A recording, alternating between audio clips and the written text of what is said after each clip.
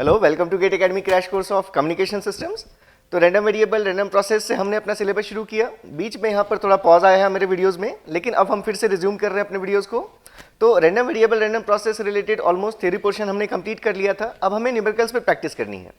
तो आपको इस वीडियो के डिस्क्रिप्शन में, हो सकता है जब ये वीडियो अपलोड हो उसके एक दिन बाद नेक्स्ट डे आपको डिस्क्रिप्शन में एक PDF की लिंक मिल जाएगी, जिसमें आपको बेसिक्स ऑफ प्रोबेबिलिटी से रिलेटेड क्वेश्चंस मिल जाएंगे। वो क्वेश्चंस क्योंकि हम यहाँ सॉल्व नहीं करेंगे, लेकिन आप जानते हैं वैसे भी गेट में भी 3 to 4 मार्क के क्वेश्चंस आपके प्रोबेबिलिटी बेस्ड आते हैं, तो बिल्कुल आप उन क्वेश्चंस को कीजिए प्रैक्टिस के लिए। और इस वीडियो से हम जो भी हमने अभी थ्योरीज पढ़ी हैं उनको पहले हम कुछ बेसिक क्वेश्चंस के थ्रू रिकॉल करने की कोशिश करेंगे। हमारा एक टाइप से रिवीजन हो जाए जो भी हमने कॉन्सेप्ट्स देखे हैं। फिर हम हर तरह के क्वेश्चंस यहाँ पर अब हम जितने भी कॉन्सेप्ट्स हैं, रिमेनिंग कॉन्सेप्ट्स या जो भी हमने देख रखे उनको हम क्वेश्चंस के थ्रू डिस्कस करेंगे। तो अगर क्वेश्चंस में जैसे अगर हम स्टार्ट करें, जो बेसिक्स हैं बस आपको रिकॉल हो जाए, ऐसे ही हम क्वेश्चंस ले रहे हैं। तो जैसे मान लीजिए कि अगर हमने एक डिफाइन किया हमारे पास, अगर जैसे आप रैंडम वेरिएबल में सबसे पहले आप सैंपल स्पेस अपना देखते हैं और उसके सभी आउटकम्स को कुछ रियल नंबर असाइन करते हैं। तो एक अगर हम इजी एग्जांपल ये मान लें कि मान लीजिए हमारे पास हमने एक डाई को टॉस किया है और उसके लिए जो प्रोबेबल फेसेस हैं वो 1 से लेकर 6 तक, 1 2 3 4 5 एंड 6। तो इन फेसेस की जो प्रोबेबिलिटी होगी, अगर ये इक्वली लाइकली इवेंट्स हैं तो सभी की प्रोबेबिलिटीज 1/6 होगी। लेकिन ये भी हो सकता है कि आपका डाई फेयर ना हो, अगर वो आपका बायस डाई है तो उसके हर फेस की इंडिविजुअल कुछ अलग प्रोबेबिलिटी हो सकती है। तो जो भी प्रोबेबिलिटीज हैं, अगर हमने इनको जो रियल नंबर्स असाइन किए हैं वो रियल नंबर्स यही हैं, मतलब 1 2 3 4 5 एंड 6, क्योंकि इसमें ऑलरेडी सैंपल स्पेस में हमें रियल नंबर्स ही दिख रहे हैं तो इनको हम असाइन कर सकते हैं ये वैल्यूज। तो अब अगर हमारे पास ये क्वेश्चन हो कि x आपके रैंडम वेरिएबल फेस, जो भी डाई में आपका फेस आ रहा है, अगर आपका जो डाई है अगर वो बायस्ड है, अगर आपके पास ऐसी प्रोबेबिलिटीज गिवन है कि रैंडम वेरिएबल x मतलब जो फेस आपका टर्न अप हो रहा है 1 से लेकर 6 के बीच में, 1 2 3 4 5 एंड 6, और इनके करस्पॉन्डिंग आपको प्रोबेबिलिटीज गिवन है, दैट इज से 0.2, 2k, 0.1, k, 0.14 एंड 0.11। ठीक है, तो हमारे पास अगर ये डिस्ट्रीब्यूशन गिवन है फॉर अ बायस्ड डाई, और अगर हमसे पूछा गया है कि जो एक्सपेरिमेंट हमने परफॉर्म किया डाई रोल करने का, अगर हमें पता है कि उस एक्सपेरिमेंट का जो आउटपुट है वो एक इवन नंबर आया है, लेकिन अगर आपसे पूछा जाए कि if even numbered face actually has turned up, then probability that it is 2 or 4 is, अगर हमसे पूछा गया कि इवन नंबर्ड फेस आया है ये हमें पता है, लेकिन उसमें से 2 4 6 कोई भी फेस हो सकते हैं, तो 2 या 4 आया हो, इसकी क्या प्रोबेबिलिटी है।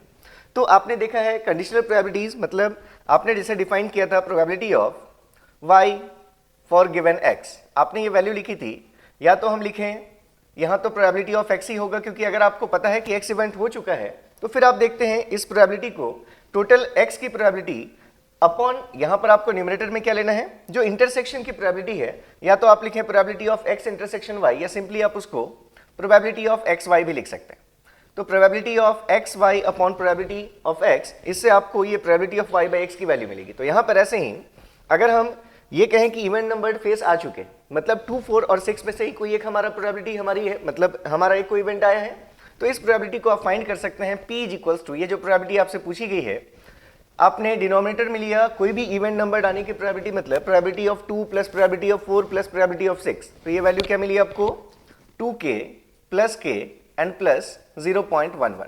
न्यूमरेटर में क्या लेना है आपको, 2 4 6 का इंटरसेक्शन किसके साथ, जो आप चाहते हैं इवेंट आए 2 या 4, तो 2 4 का इंटरसेक्शन 2 4 6 के साथ, तो आपको वैल्यू क्या मिलेगी 2 और 4। तो 2 और 4 की टोटल प्रोबेबिलिटी कितनी है 2k एंड प्लस k, तो ये आपके पास रिजल्ट आ गया 2k प्लस k। तो ये हमारी रिक्वायर्ड प्रोबेबिलिटी, या अगर हमें पता है इवेंट नंबर आया है तो उसमें से 2 या 4 हमारा नंबर एक्चुअल हो, उसकी ये प्रोबेबिलिटी होगी।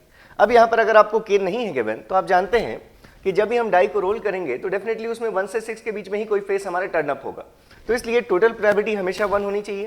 तो अगर आप यहाँ से कैलकुलेट करें 0.2 plus 1 that is 0.3, 0.44 and plus 0.11 that is 0.55 and plus 2k plus k that is 3k, it is equals to 1, therefore k is equals to 1 minus 0.55 that is 0.45 divided by 3 that is 0.15। तो k की value आपको पता चल गई है। यहाँ पर आपने अगर वैल्यू पुट की तो 3k that is 0.45 divided by 3k plus 0.11 that is 0.45 plus 11 0.56, तो ये हमारा रिजल्ट आ गया। ठीक है, ऐसे ही जैसे मान लीजिए कि अगर हमारे पास होता कि अगर हमने ये क्वेश्चन ले लिया कि A and B tosses 3 coins each, A और बी दोनों 3 कॉइन्स को एक साथ टॉस कर रहे हैं, तो अगर आपसे पूछा जाए कि probability of both getting same number of heads, same number of heads, ये सभी चीजें हमने बेसिक्स में देख रखी हैं, फिर भी हम इसको बस रिकॉल करने के लिए यूज करें। अगर ए और बी कॉइन को टॉस कर रहे हैं, तो ए के लिए अगर मान लीजिए कि जब 3 कॉइन्स को आप टॉस करेंगे तो सबसे पहले तो आपको सैंपल स्पेस पता है, दैट इज टेल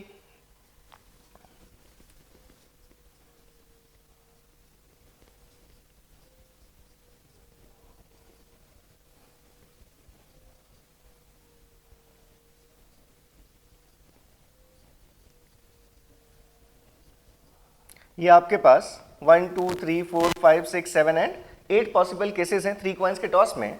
तो अगर ए के लिए रैंडम वेरिएबल एक्स आप नाम दे रहे हैं नंबर ऑफ हेड्स को, तो नंबर ऑफ हेड्स जो पॉसिबल है वो आपको दिख रहा है 0 1 2 या 3, और आपको ये भी पता है कि 0 जिसमें कोई भी हेड ना हो एक ही आपका पॉसिबल आउटकम आएगा। 1 के लिए आपको दिख रहे हैं 3 आउटकम्स, ये आ जाए या फिर ये सेटिस्फाई होगा 1 हेड, ये भी आपके 1 हेड है, यहां पर आपने लिया है एक्स हेड्स। तो इस तरह से अगर आपने देख लिया कि अगर आपने 2 हेड्स की भी बात की तो आपको दिख रहे हैं 3 फेवरेबल आउटकम्स हैं, जिस केस में आपको 2 नंबर ऑफ हेड्स मिलेंगे इन टॉसिंग ऑफ 3 कॉइन्स। तो ये हमारे पास ये ऐसे डिस्ट्रीब्यूशन आ गया। तो अब अगर ये सभी इक्वली लाइकली इवेंट्स अगर हैं तो इन सब के होने की प्रोबेबिलिटी, टोटल 8 इवेंट्स हैं तो 1/8 इन सब की इंडिविजुअल प्रोबेबिलिटी है। तो इसलिए 0 के आने की प्रोबेबिलिटी 1/8, 1 के आने की प्रोबेबिलिटी 3 इवेंट्स इंक्लूड हो गए, तो यहाँ पर 3 इंटू 1/8 दैट इज 3/8। 2 के लिए भी आपको दिख रही है प्रोबेबिलिटी 3/8, और फिर से 3 हेड्स की प्रोबेबिलिटी है 1/8, क्योंकि एक ही आउटकम हमारा इसको सपोर्ट कर रहा है। तो ए के लिए अगर आपने रैंडम वेरिएबल को एक नाम दे दिया, इसी तरह से वाई के लिए भी आएगा डिस्ट्रीब्यूशन, वाई भी नंबर ऑफ हेड्स है। तो अगर आप ए और बी के लिए बनाते तो आपके पास ये नंबर ऑफ हेड्स के करस्पॉन्डिंग अगर एक्स के लिए देखें तो एक्स के लिए 0 1 2 एंड 3 प्रोबेबिलिटीज है हमारी 1/8 3/8 3/8 एंड 1/8। ऐसे ही अगर आप y के लिए भी देखते तो भी आपको सेम प्रोबेबिलिटीज मिलती और सेम नंबर ऑफ हेड्स भी, दैट इज 0 1 2 एंड 3। तो यहाँ पर भी आपके पास वैल्यूज हैं 1/8 3/8 3/8 एंड 1/8। तो अगर आपसे इक्वल नंबर ऑफ हेड्स पूछा गया है कि तीनों 3 कॉइन्स को टॉस करें तो दोनों को सेम नंबर ऑफ हेड्स मिले, तो कैसे पॉसिबिलिटी है ये? या तो दोनों को 0 0 हेड्स मिले, या दोनों को 1 1 हेड्स मिले 3 टॉसेस में, दोनों को या तो 2 2 हेड्स मिले या फिर 3 3 हेड्स मिले। तो इसलिए रिक्वायर्ड प्रोबेबिलिटी कैसे कैलकुलेट कर लेंगे आप? जब यहाँ हेड आए तो इस भी 0 हेड्स आने चाहिए, मतलब इन दोनों की प्रोबेबिलिटीज का multiplication that is 1/8 multiplied with 1/8। Similarly दोनों को 1 हेड्स मिले तो इसको 1 हेड्स की probability that is 3/8 multiplied with 3/8।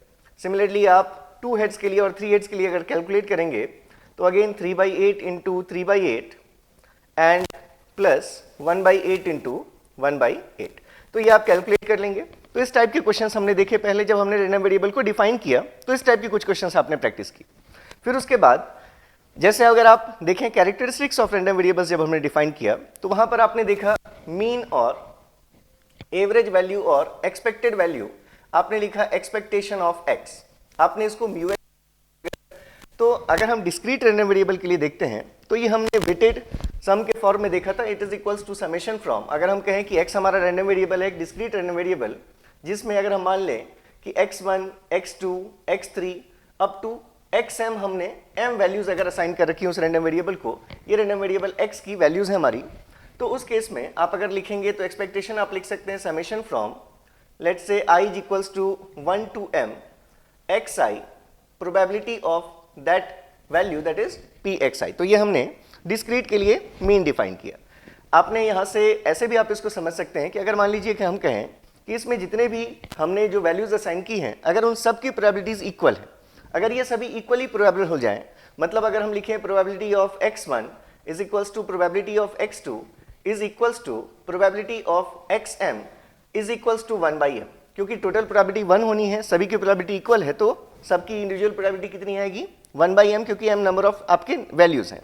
तो उस केस में अगर आप इसी वैल्यू को देखेंगे तो उस केस में ये एक्सपेक्टेशन आपको क्या देगा, दैट इज समेशन फ्रॉम, अब ये पी एक्स आई कॉन्स्टेंट हो गया 1/m जो हमारे i से इंडिपेंडेंट है, तो इसलिए 1/m को आप बाहर भी लिख सकते हैं। तो अगर आप लिखें इसको आप ऐसे समझ सकते हैं कि it is summation from i is equals to 1 to m xi, और 1/m को अगर आपने डिवाइडेड बाई m लिख दिया, दैट इज अब आपको दिख रहा है कि ये वैल्यू कैसी है हमारी x1 plus x2 plus x3 up to xm, जितने भी हमने वैल्यूज असाइन की थी उन सबका addition divided by total number of values. तो ये आपको क्या दे रहा है, जैसे आप नॉर्मली एरिथमेटिक मीन कैलकुलेट करते हैं, तो अगर सभी अपने जो इसके वैल्यूज हैं अगर सभी वैल्यूज इक्विप्रोबेबल हो तो उस केस में जो एक्सपेक्टेशन है वही आपको क्या देगा, एरिथमेटिक मीन की वैल्यू देगा। तो आपने जैसे ये डिस्क्रीट के केस में लिखा वैसे ही आपने एक्सपेक्टेशन डिफाइन किया in case of continuous random variable, और आपने लिखा value minus infinity to infinity x into F x of x D X. यहाँ पर ये हमारा क्या है, पीडीएफ है, प्रोबेबिलिटी डेंसिटी फंक्शन। तो आपने ये देखा कि अगर हम x यहाँ पर ब्रैकेट में अगर हम लिख रहे हैं तो इसकी जो पॉसिबल वैल्यूज हैं, जो वैल्यूज आप ये ले सकता है, यहाँ पर x की आपने वैल्यूज लिखी। ऐसे ही किसी भी एक्सपेक्टेशन फंक्शन को निकालने के लिए जो भी आपके एक्सपेक्टेशन के ब्रैकेट में है उसी की वैल्यूज यहाँ पर बस आपको लिखना है मल्टीप्लाइड विद डेंसिटी फंक्शन, और फिर आपको उसको इंटीग्रेट करना है minus infinity to plus infinity, मतलब जहां से जहां तक वैल्यूज आपने असाइन की हैं। यहीं से जैसे आप मीन की कुछ प्रॉपर्टीज आपने देखी कि अगर हम कहें expectation of any constant value c, अगर c कोई हमारा कांस्टेंट है तो हमने लिखा expectation of c is equals to c, expectation of c times x is equals to c into expectation of x। Expectation of आपने अगर लिखा cx प्लस y तो वैल्यू आपने लिखी c into expectation of x and plus y, और अगर आपने लिखा expectation of x plus y then it is equals to expectation x plus expectation of y। ये हमने देखा था कि फॉर एनी रैंडम वेरिएबल चाहे वो ये इंडिपेंडेंट है नहीं है x और y, उससे फर्क नहीं पड़ता, आपका एक्सपेक्टेशन फंक्शन आप पॉजिटिव नेगेटिव के रिस्पेक्ट में आप डिस्ट्रीब्यूट कर सकते हैं। और आपने ये देखा था कि अगर x और y इंडिपेंडेंट रैंडम वेरिएबल्स हों तो उसके केस में expected value of x Y is equals to expectation of x into expectation of y। ये चीजें हमने देख ली थी। तो जैसे हमने ये मीन के लिए देखा, ऐसे ही फिर आपने वेरिएंस भी डिफाइन किया in terms of expectation function. तो आपने लिखा वेरिएंस, वेरिएंस में आपने लिखा variance of x it is equals to expected value of x minus mu x whole square. तो अगर हम इस वैल्यू को देखें कंटिन्यूअस के केस में, तो कंटिन्यूअस रैंडम वेरिएबल के लिए आपने लिखा integration minus infinity to infinity, हम जिसका एक्सपेक्टेशन निकाल रहे हैं, म्यू तो कोई कांस्टेंट वैल्यू है, रैंडम वेरिएबल x है, इसकी वैल्यूज को अगर आपने x से रिप्रेजेंट किया स्मॉल x से, तो आप इसको लिख सकते हैं x minus mu x whole square into density function F x of x dx। तो ये आपने वेरिएंस के लिए कैलकुलेट किया। अब यहां से इसी को डिस्क्रीट, तो डिस्क्रीट के लिए वैल्यू आपने ऐसे लिखी थी समेशन फ्रॉम, अगर फिर से हम मान लें कि x में हमने m वैल्यूज असाइन कर रखी हैं x रैंडम वेरिएबल को, तो आप यहां पर फिर से लिख सकते हैं i is equals to 1 to m xi minus mu x whole square into, क्योंकि जो इस इवेंट की प्रोबेबिलिटी है वो x की xi होने की प्रोबेबिलिटी होगी, तो इसलिए आपने इनटू लिखा probability of x equals to xi। तो ये आपने देखा फॉर डिस्क्रीट रैंडम वेरिएबल हमने ये वेरिएंस के लिए डेफिनेशन लिखी थी। अब फिर से जैसे आपने प्रॉपर्टीज देखी है मीन के लिए, वैसे ही प्रॉपर्टीज आपने डिफाइन की वेरिएंस की, अगर तो आपने कहा हमेशा 0 होगा। एक्सपेक्ट अगर हम वेरिएंस लिख रहे हैं, it is variance of any constant is equals to 0। फिर अगर हमारे पास हो variance of c into random variable x, तो आपने लिखा c square times variance of x। अगर हमारे पास है variance of cx plus y, तो ये वैल्यू फिर से अगर हम ये जो y हमारा, अगर हम क्या ले रहे हैं, अगर इसकी वैल्यू को जैसे cx प्लस b अगर हम ले लेते हैं, लेट्स से cx प्लस b, जहां पर b क्या हमारा, ये फिर से कोई अगर कांस्टेंट है तो इस वैल्यू को लिख सकते थे हम, that is c times variance of x, ये हमारी वैल्यू होगी, क्योंकि वेरिएंस ऑफ b की वैल्यू क्या हो जाएगी 0। अब अगर हम यहीं से देखते हैं और कि आपने लिखा अगर, ठीक है, तो ये सभी चीजें हमने वेरिएंस की प्रॉपर्टीज में देखी हैं। वेरिएंस पर भी क्वेश्चंस हम ले लेंगे अभी। तो जैसे मान लीजिए कि मीन पर हम कुछ क्वेश्चंस देख लें। जैसे मान लें अगर हम कि हमारे पास गिवन है to calculate expected value of random variable x with probability function f of x, ये px के नाम से भी हो सकता है given, f of x equals to, अगर हमारे पास गिवन है 1/2 to the power x for x equals to 1 2 3 up to infinity. तो जैसे ही आपने देखा कि यहाँ 1/2 टू द पावर एक्स है और एक्स की सिर्फ हम इंटीजर वैल्यूज ले रहे हैं, मतलब हमारा ये कैसा फंक्शन है, डिस्क्रीट। तो इसके केस में अगर आपको एक्सपेक्टेड वैल्यू निकालनी है, मतलब अगर आपको मीन फाइंड करना है, तो फिर आप लिख सकते हैं इसके लिए expected value of X equals to summation from I is equals to 1 to infinity. हमारे पास टोटल कितने नंबर असाइन किए हमने, 1 से लेकर इन्फिनिटी तक, और इस बीच में हमने लिखा जो भी हम अपना वैल्यू अपने ले रहे हैं उसको अगर हम एक्स आई लिख दें तो एक्स आई इंटू, इसको हम अगर लिखें एफ एक्स आई, ऐसा लिख सकते हैं हम। मतलब हम लिख रहे हैं इसको summation from I is equals to 1 to infinity X I into, आप इसको लिख सकते हैं 1/2 to the power x I, क्योंकि एफ एक्स अगर 1/2 टू द पावर एक्स है तो एफ ऑफ एक्स आई की value 1/2 to the power x i. अब यहाँ पर अगर आप देखें x i is what, then x i is nothing but i. आप जो भी इंटीजर लेंगे, जैसे अगर हम x1 पूछें तो x1 1 है, x2 2 है, x3 3 है, तो इसलिए आप लिख सकते हैं xi इज इक्वल्स टू आई। तो अगर आप यहाँ से देखें तो जो सीरीज आ रही है आपके पास, that is summation from i is equals to 1 to infinity xi की जगह पर अब 1 2 जब आप पुट करेंगे तो डायरेक्टली हम इसको सीरीज के फॉर्म में अगर देख लें तो ये चीज़ कैसी है, अगर आप देखें तो xi into 1/2 to the power xi, जहाँ पर आपने कहा xi इज इक्वल्स टू हम i कह सकते हैं, तो ये चीज़ हमारी इसी फॉर्म की है, that is summation from n equals to 0 to, अगर देखिए ये जो रिजल्ट हम लिख रहे हैं ये n इक्वल्स टू 0 से लिखें या 1 से लिखें, रिजल्ट हमेशा सेम आता है, इसलिए आप किसी भी फॉर्म में इसको याद रख सकते हैं। तो अगर हम 1 से लिख दें n equals to 1 to infinity n into alpha to the power n, ये ऐसी चीज़ है, क्योंकि अगर आप इसको ओपन करेंगे i की वैल्यू 1 पुट की तो 1 इंटू 1/2 टू द पावर 1 मिलेगा आपको, फिर 2 पुट करेंगे तो 2 into 1/2 to the power 2, so on 3 into 1/2 to the power 3 and so on up to infinity. तो ये जो हमारी सीरीज है ये यही सीरीज है n into alpha to the power n, और आप जानते हैं कि अगर मॉड ऑफ अल्फा की वैल्यू 1 से छोटी है तो उस केस में आप इस रिजल्ट को लिखते हैं alpha upon 1 minus alpha whole square. ये इंपॉर्टेंट रिजल्ट है, सिग्नल्स में भी आपने इसको देख रखा है। तो अगर आप यहाँ से देखें, यहाँ पर अल्फा की वैल्यू कितनी है, 1/2 है, तो रिजल्ट क्या आ जाएगा आपका, expected value of x equals to alpha that is 1/2 divided by 1 minus alpha whole square, that is 1/2 divided by 1/2 square, that is 2। तो ये हमारे पास रिजल्ट आ गया।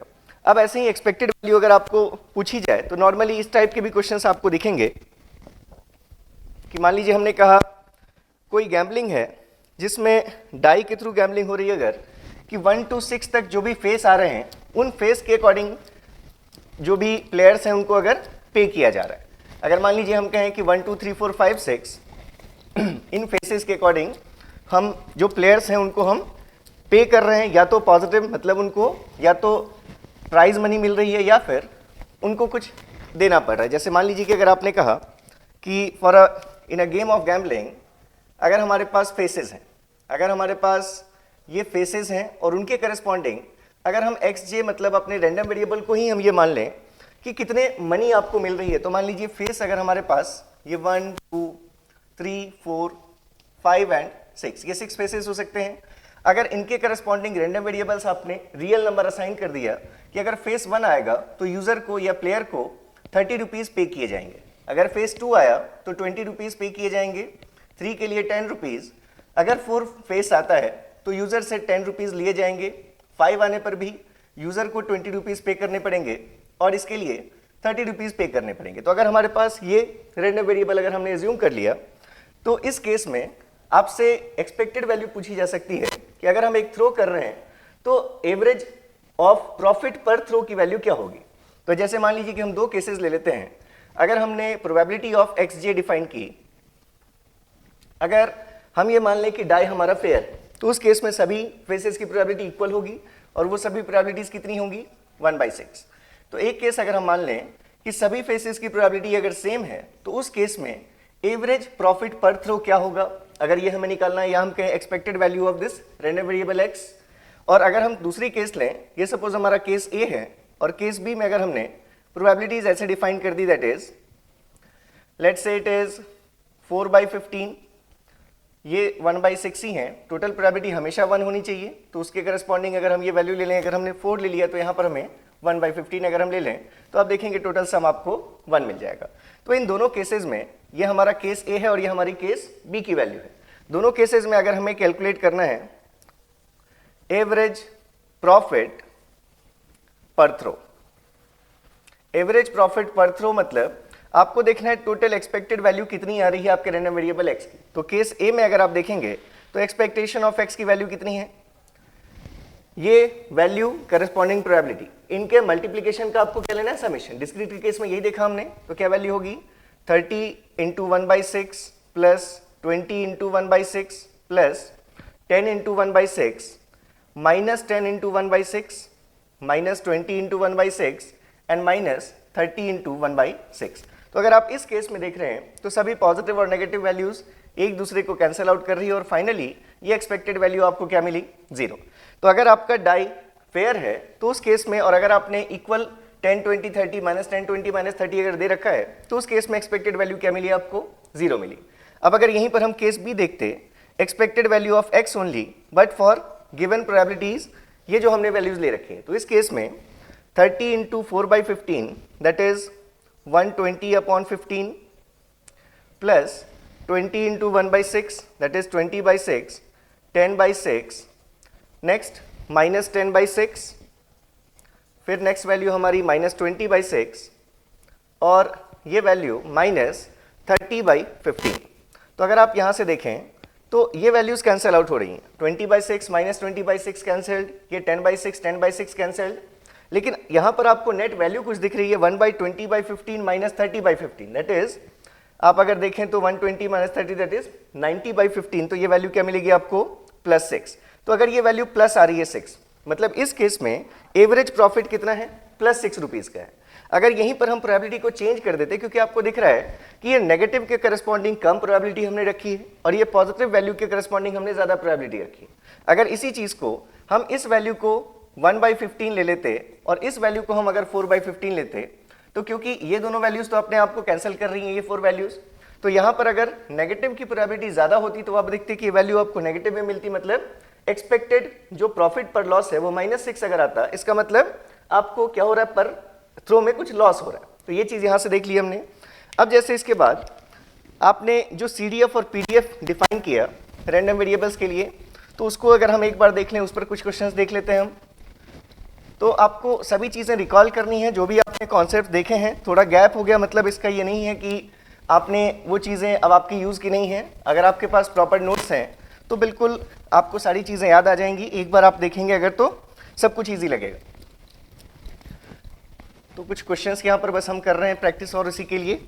चलिए, तो जैसे हमने जो डिस्ट्रीब्यूशन फंक्शन और डेंसिटी फंक्शन डिफाइन किया, आपने डिफाइन किया cumulative distribution function fx of x, it is probability of random variable x being less than or equals to x।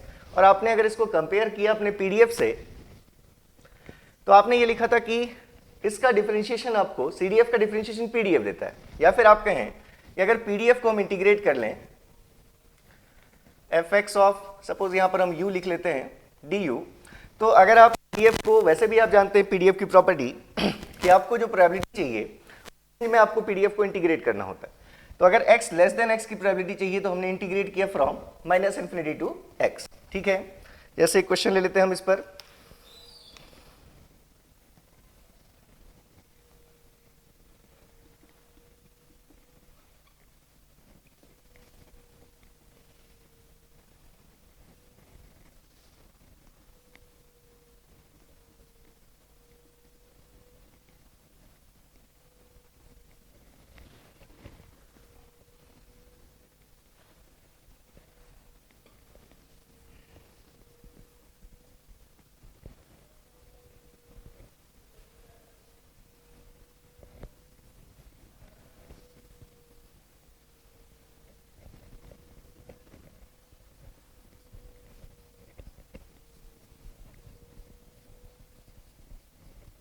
ठीक है, तो यहाँ पास PDF गिवन है और हमसे पूछा गया कि वैल्यू ऑफ कांस्टेंट C क्या होगी।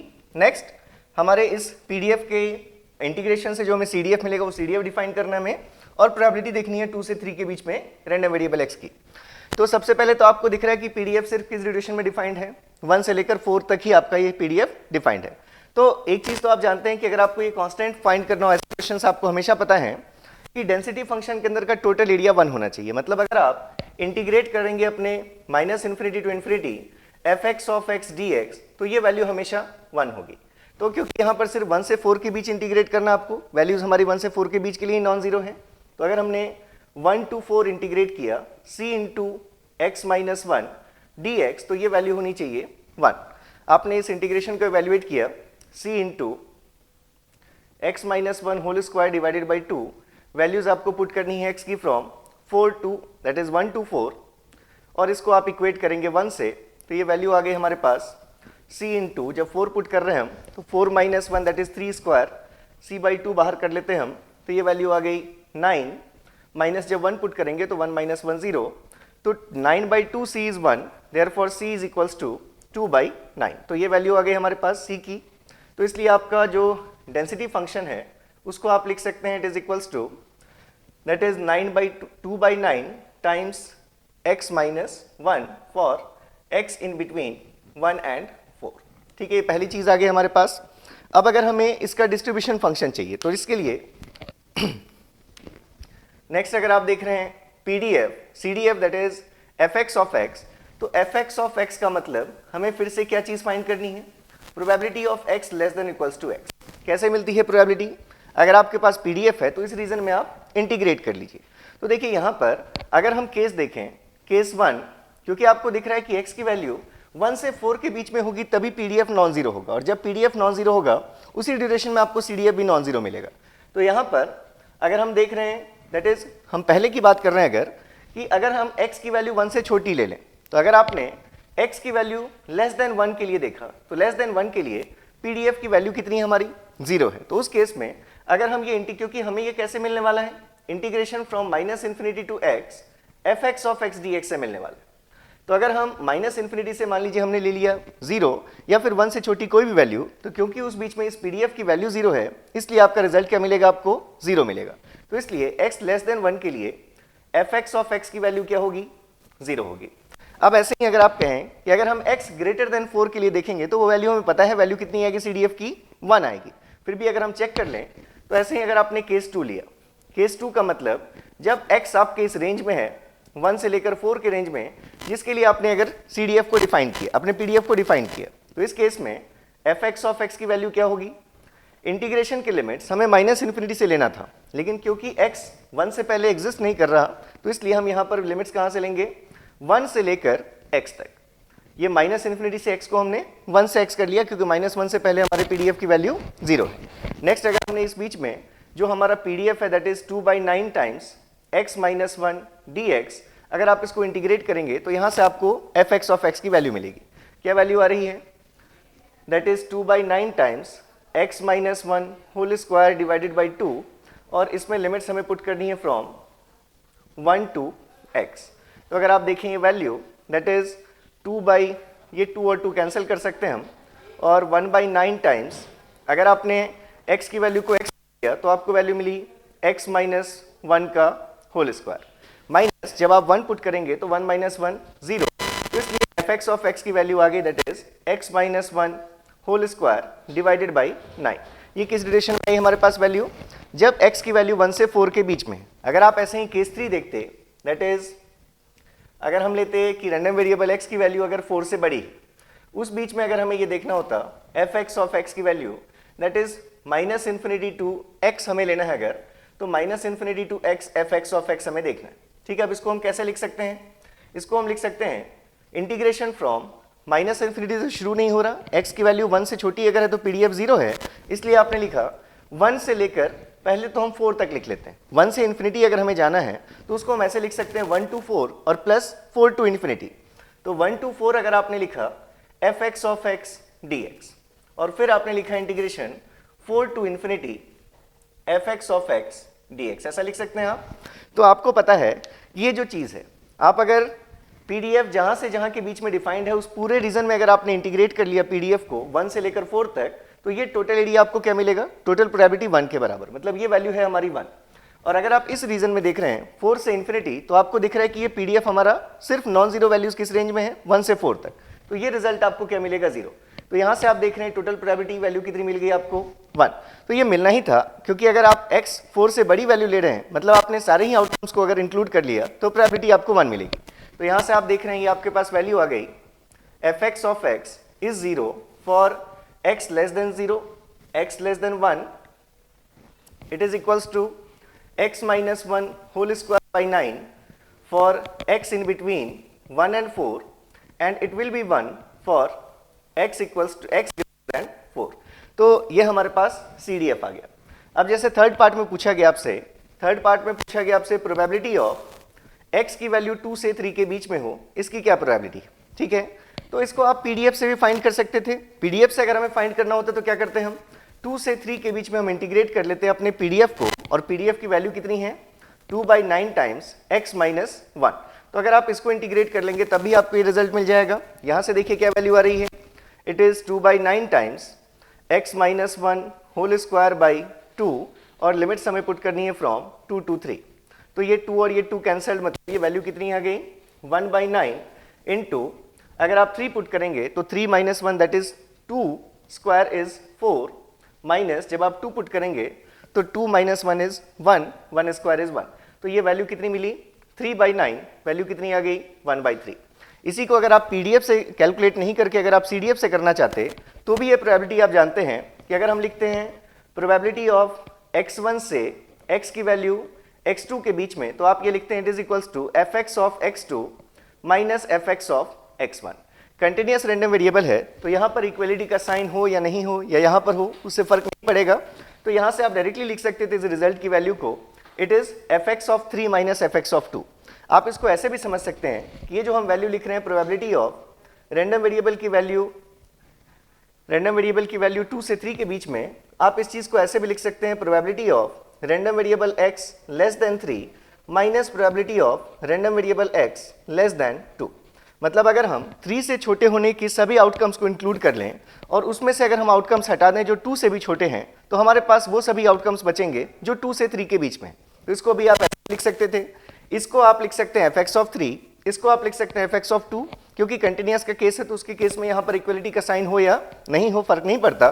तो ये वैल्यू आपको मिल रही है fx of 3 minus fx of 2। और आप जानते हैं प्रॉपर्टीज सारी इस डिस्ट्रीब्यूशन फंक्शन की कि आपका ये नॉन डिक्रीजिंग फंक्शन होता है, तो fx ऑफ 3 हमेशा बड़ा होगा fx ऑफ 2 से या इसके इक्वल भी हो सकता है। तो आप अगर देखें ये जो इक्वेशंस आपने निकाल रखी हैं, अगर आप यहाँ पर fx ऑफ 3 देखें, मतलब x की वैल्यू अगर आप 3 पुट करेंगे तो 3 minus 1 that is 2 square divided by 9 that is 4/9, minus अगर हम 2 पुट करेंगे तो 2 minus 1 that is 1 square by 9 that is 1/9। तो ये वैल्यू 4/9 माइनस 1/9 मतलब 3/9। तो यहाँ से भी आपको वैल्यू कितनी मिल गई 1/3 मिल गई। तो ये सभी चीज़ें हमने देख रखी हैं, ये प्रोबेबिलिटी फाइंड करना। अब जैसे ये तो हमने सिंगल रैंडम वेरिएबल्स के लिए देखा हमने, ऐसी ही चीज़ आपने पढ़ी जॉइंट रैंडम वेरिएबल्स के लिए। तो यहाँ पर हमारा इंपॉर्टेंट डिस्कशन है, दैट इज जो चीज़ें हमने पढ़ ली हैं कंटिन्यूअस रैंडम वेरिएबल के लिए आपने जॉइंट डिस्ट्रीब्यूशन फंक्शन देख रखा है। अगर एक बार हम उसको भी रिकॉल कर लें, जॉइंट डिस्ट्रीब्यूशन फंक्शंस, तो कंटिन्यूअस के केस में हमने देख रखा है, शायद डिस्क्रीट के केस में अगर हमने मिस किया होगा तो वो इंपॉर्टेंट है, उसको आप यहाँ पर देख लीजिएगा। तो जॉइंट डिस्ट्रीब्यूशन फंक्शन आपने डिफाइन किया कि अगर हम प्रोबेबिलिटी डिफाइन करना चाहें रैंडम वेरिएबल x की वैल्यू x से लेकर x प्लस x के बीच हो, और रैंडम वेरिएबल y की वैल्यू y से लेकर y प्लस dy के बीच हो, तो इसी प्रोबेबिलिटी को आपने नाम दिया fxy ऑफ xy। इसको आपने कहा joint density function for random variables x and y। और जैसी किसी भी प्रोबेबिलिटी डेंसिटी फंक्शन की प्रॉपर्टी है कि अगर हम उसको पूरे रेंज में इंटीग्रेट कर दें तो टोटल एरिया 1 होना चाहिए। मतलब अगर हम यहाँ पे लिखते हैं कि इंटीग्रेशन x की value minus infinity to infinity, y की वैल्यू भी minus infinity to infinity fxy of xy, तो ये वैल्यू हमेशा dx dy, तो ये वैल्यू कितनी आएगी, ये वैल्यू है आपकी 1। फिर आपने यहाँ देखा कि अगर हमें प्रोबेबिलिटी डिफाइन करनी है कि x की वैल्यू x1 से x2 के बीच हो, y की वैल्यू y1 से y2 के बीच हो, ये आपने देखा था कि इसको हम ऐसे ही लिख सकते हैं, जैसे अगर x की वैल्यू x1 से x2 चाहिए तो PDF अगर x का गिवन होता तो कैसे लिखते हैं हम, fx ऑफ x का integration from x1 to x2। ऐसे ही ये जो भी आपको रेंज चाहिए इन दोनों के लिए आपको वैल्यूज लेनी है, x की value x1 to x2, y की वैल्यू y1 टू y2, उस बीच में आपको इंटीग्रेट करना है अपने joint density function fxy of xy dx dy को।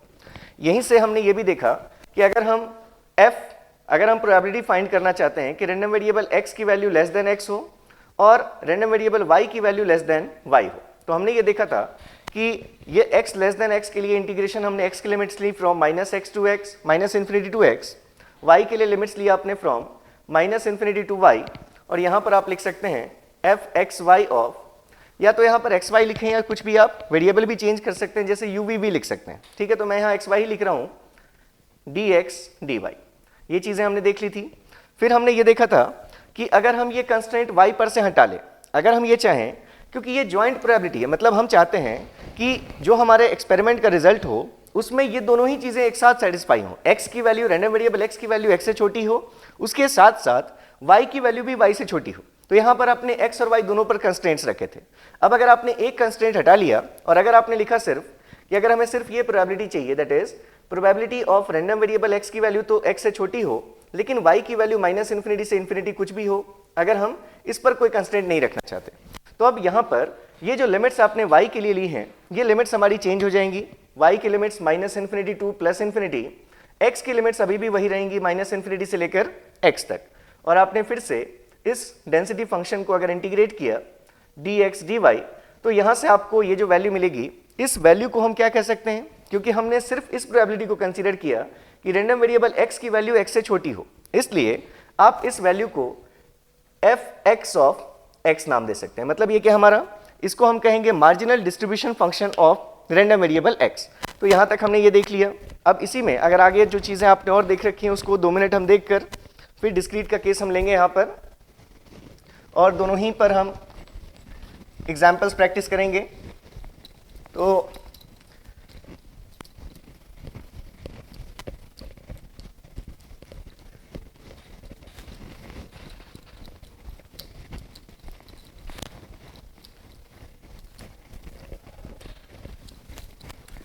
ये हमारे पास अगर देखें हम, नेक्स्ट हमारा जो रिजल्ट है, अभी हमने ये लिख लिया कि f(x) of x, that is probability x less than x, y की वैल्यू कुछ भी वेरी हो, y से हमारा मतलब नहीं। तो ये वैल्यू हमने लिखा इंटीग्रेशन y के लिए लिमिट्स -∞ टू इन्फिनिटी, लेकिन x के लिए limits -∞ to x, f(x, y) of xy dx dy, यहाँ तक हमने लिख लिया। अब अगर हम क्यूमुलेटिव डिस्ट्रीब्यूशन फंक्शन से अगर अपना पीडीएफ फाइंड करना चाहें, जिसको आप मार्जिनल डेंसिटी कह सकते हैं, तो वैल्यू क्या मिलेगी, d/dx of f(x) of x अगर आपने किया तो आपको वैल्यू मिलेगी f(x) ऑफ x। ये वैल्यू आपको दिख रहा है x के रिस्पेक्ट में इंटीग्रेशन है, डिफरेंशिएट अगर करेंगे x के रिस्पेक्ट में, ये इंटीग्रेशन कैंसिल होगा लेकिन y के रिस्पेक्ट में बचेगा। तो integration from -∞ to infinity f(x, y) of xy dy। अगर आप इसको इंटीग्रेट कर लेंगे तो ये वैल्यू आपको क्या मिल जाएगी, marginal density function of x। ऐसे ही आप लिख सकते थे f(y) ऑफ y is equals to from -∞ to infinity f(x, y) of xy dx। तो ये चीजें हम देख चुके हैं, और आपको ये पता है कि अगर जॉइंट डिस्ट्रीब्यूशन फंक्शन है और वहां से आपको एक्सपेक्टेशन कैलकुलेट करना है, तो जैसे अगर आपको एक्सपेक्टेड वैल्यू ऑफ x अगर चाहिए तो ये हम फाइंड कर सकते हैं -∞ टू इन्फिनिटी x इंटू जो भी आपका जॉइंट डेंसिटी फंक्शन है xy dx dy से। ये सभी चीजें हम देख चुके हैं। अब अगर हम डिस्क्रीट के केस को देखें, कि अगर हम डिस्क्रीट के केस में देख रहे हैं, यहां पर आपने कैसे डिफाइन किया इस f(x, y) को, आपने ये डिफाइन किया प्रोबेबिलिटी ऑफ x से लेकर रैंडम वेरिएबल x की वैल्यू x प्लस dx और y की वैल्यू y से लेकर y प्लस dy। तो क्योंकि आपका कंटिन्यूअस रैंडम वेरिएबल अगर है तो आप वहां पर अगर ये प्रोबेबिलिटी डिफाइन करेंगे कि probability of x equals to x, तो ये प्रोबेबिलिटी क्या आएगी, 0 आएगी। इसलिए हमने यहाँ पर रेंज ले लिया कि x की वैल्यू x से लेकर x प्लस dx हो, जहाँ पर dx टेंडिंग टू 0 अगर है तो मीनिंग ऑलमोस्ट सेम है, लेकिन फिर भी आप अगर कंटिन्यूअस के केस में ये लिख देते तो रिजल्ट आता 0। लेकिन डिस्क्रीट का केस अगर हम देख रहे हैं तो joint distribution from for discrete random variable, तो इसके केस में हमने ये लिखा कि डिस्क्रीट रैंडम वेरिएबल अगर आपका है तो उस केस में अगर आप ये प्रोबेबिलिटी डिफाइन करें that random variable x equals to x and y equals to y, तो यही प्रोबेबिलिटी आप इसको नाम देते हैं सिंपली अगर हम लिखें f ऑफ xy। तो यहाँ पर हमारा ये प्रोबेबिलिटी फंक्शन है for discrete random variable x and y। तो यहाँ से अगर आप देखें फिर से ये प्रॉपर्टी कि अगर आप इसका समेशन ले लें, अगर मान लीजिए कि आप क्या डिफाइन कर रहे हैं कि आपके रैंडम वेरिएबल x को जो डिस्क्रीट वैल्यूज आपने असाइन की हैं, अगर वो x1, x2, x3 up to xm, और रैंडम वेरिएबल y के लिए अगर वैल्यूज आप ले रहे हैं y1, y2, y3 up to yn, तो अगर हम यहाँ पर देखें कि अगर हमें समेशन देखें, अगर हम summation from j is equals to 1 to m and summation from k is equals to 1 to n, अगर हम समेशन लेंगे f x j y k का, तो अगर आप ये सभी अगर आप एक्स जे में जे को वेरी करें 1 to m, मतलब इन सभी वैल्यूज को अगर आपने इंक्लूड किया और उसके साथ y के भी सभी वैल्यूज को आपने इंक्लूड किया, तो ये जो टोटल आपको प्रोबेबिलिटी मिलेगी, ये टोटल प्रोबेबिलिटी की वैल्यू कितनी होती है? 1 होती है। ये चीज़ आपको पता है। और यहाँ से अगर मान लीजिए कि हम जॉइंट अकरेंस की बात करें, अगर हम जॉइंट इवेंट्स को देखें तो कौन कौन से इवेंट्स पॉसिबल हैं यहाँ पर? अगर हम इवेंट्स देखना चाहते हैं तो एक्स वाई, यहाँ पर आप अगर देखें, देखिए अगर आपके पास इवेंट्स मतलब जो x1 है, x1 वैल्यू आएगी जब आप ये एक्सपेरिमेंट कर रहे हैं, तो x और y दोनों ही रैंडम वेरिएबल्स की कोई ना कोई वैल्यू आपको मिलेगी। तो मान लिया हमने कि x रैंडम वेरिएबल की वैल्यू x1 मिल रही है, तो उसके साथ क्या हो सकता है? रैंडम वेरिएबल y की वैल्यू या तो y1 मिलेगी या y2 मिलेगी या yn तक कोई भी वैल्यू मिल सकती है। तो यहाँ पर अगर हम देखें तो ये हमारे पास इस टाइप की वैल्यूज हैं कि x1 के साथ या तो y1 आ सकता है, या x1 के साथ y2 आ सकता है, या x1 के साथ y3 आ सकता है, या फिर x1 के साथ y में अगर हमने n वैल्यूज ली हैं तो x1 के साथ yn तक वैल्यू आ सकती है। ऐसे ही अगर हम लेते कि x2 के साथ, x2 किस किस कंडीशन में आ सकता है? x2 के साथ हो सकता है y1 आए, या हो सकता है x2 के साथ y2 आए, या x2 के साथ y3 आए, अगेन x2 के साथ yn तक कोई भी वैल्यू हमें मिल सकती है।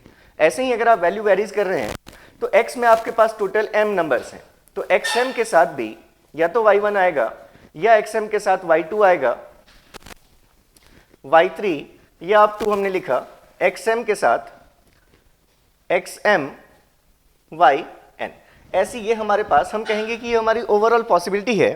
तो अगर आप इस रो को देख रहे हैं तो ये पूरी रो आपको क्या बताएगी? अगर आप इन सभी की प्रोबेबिलिटीज को सम कर लेंगे तो ये आपको प्रोबेबिलिटी ऑफ x1 बताएगा, क्योंकि x1 अगर आएगा तो या तो x1 y1 के साथ आ सकता है या y2 के साथ आ सकता है। तो अगर आपने x1 की इन सभी वैल्यूज को ऐड कर लिया, मतलब ये टोटल x1 की प्रोबेबिलिटी बताएगा। ऐसे ही अगर आप इन सभी वैल्यूज की प्रोबेबिलिटीज को ऐड कर लेंगे तो आपको x2 की प्रोबेबिलिटी बताएगा। तो ये अभी हमने ये जो टेबल बनाया, अब अगर हम यहीं पर देखें जॉइंट प्रोबेबिलिटी डिस्ट्रीब्यूशन टेबल, अगर हम इन सब की प्रोबेबिलिटीज डिफाइन कर दें, तो अगर आप उसको डिफाइन करें इस फॉर्म में कि यहां पर अगर आपने ये x और y वैल्यूज ले रहे हैं आप, तो x में वैल्यूज हैं आपके पास x1, x2, x3 up to xm, और y में आपके पास वैल्यूज हैं y1, y2, y3 up to yn। तो ये हमारा पहला इवेंट हमने देखा था x1, y1, तो उसके लिए प्रोबेबिलिटी अगर हम लिख रहे हैं f ऑफ x1, y1, ये हमारी value f of x1, y2, f of x1, y3 up to f of x1, ym। तो ये चीज हमारे पास क्या आ रही है कि x1 के साथ y1 आने की प्रोबेबिलिटी, x1 के साथ y2 आने की प्रोबेबिलिटी एंड सो ऑन। ऐसे ही आपने अगर x2 के लिए साथ लिखा तो f of x2, y1, f of x2, y2, f of x2, y3 up to f of x2, yn। तो ऐसी वैल्यूज जैसे x1 के लिए आपने ये रो लिखी, x2 के लिए आपने रो लिखी, ऐसे ही आप यहाँ पर xm तक आएंगे तो f of xm y1, f of xm y2, then up to f of xm and yn। y के साथ क्या हमारी ये वैल्यूज हमारी y में हमने n वैल्यूज कंसीडर की हैं, तो ये y n है, ठीक है, ये चीज y है।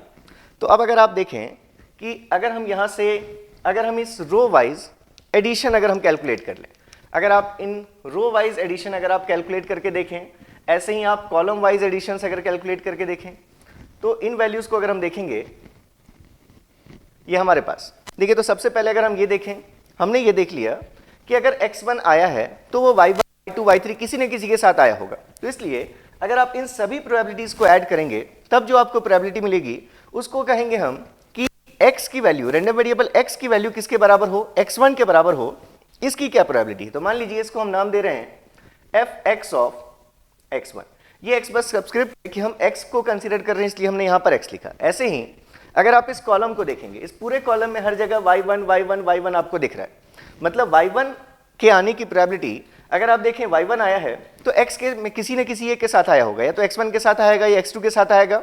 तो अगर आप ये सभी को ऐड कर लेंगे, अगर आप यहां से देखें, अगर हम ये लिख रहे हैं टोटल, तो यहां से अगर आप इन सभी वैल्यूज को सम कर रहे हैं, तब जो रिजल्ट आपके पास आया, अगर उस रिजल्ट को हमने नाम दिया fy ऑफ y1। ऐसे ही ये जो पूरे कॉलम का सम आ रहा है, अगर आप इसको नाम दें fy of y2 and so on up to, यहां पर हम नाम दें fy ऑफ yn। ऐसे ही ये वैल्यू इन सभी पूरे रो का सम fx of x1 of x2 से हुए ऑफ xm है। आप यहां से देखें, ये दोनों टोटल आपने देख लिए, ये आपने इन रोज का टोटल देखा, ये रोज का टोटल है, ये आपको कॉलम्स के टोटल आपने देख लिए। अब अगर आप x या y, जब भी आप ये रैंडम वेरिएबल अगर आपने एक्सपेरिमेंट किया है, तो x में से भी कोई ना कोई एक वैल्यू आएगी और y की भी कोई ना कोई एक वैल्यू आएगी। मतलब अगर हम x की सारी प्रोबेबिलिटीज का सम कर दें तो डेफिनेटली 1 मिलना चाहिए। मतलब x रैंडम वेरिएबल की कोई ना कोई वैल्यू तो आई ही होगी, y की भी कोई ना कोई आई होगी वैल्यू। तो अगर आप इन सभी x की प्रोबेबिलिटीज को सम कर दें तो भी आपको 1 मिलेगा। अगर आप इन सभी y की प्रोबेबिलिटीज को सम कर दें तो भी आपको क्या मिलेगा, 1 मिलेगा। मतलब अगर आप यहाँ पर ग्रैंड टोटल लिखें, grand total, then grand total is इन सभी वैल्यूज का सम, ये भी 1 मिलेगा, इन सभी वैल्यूज का सम, ये भी 1 मिलेगा।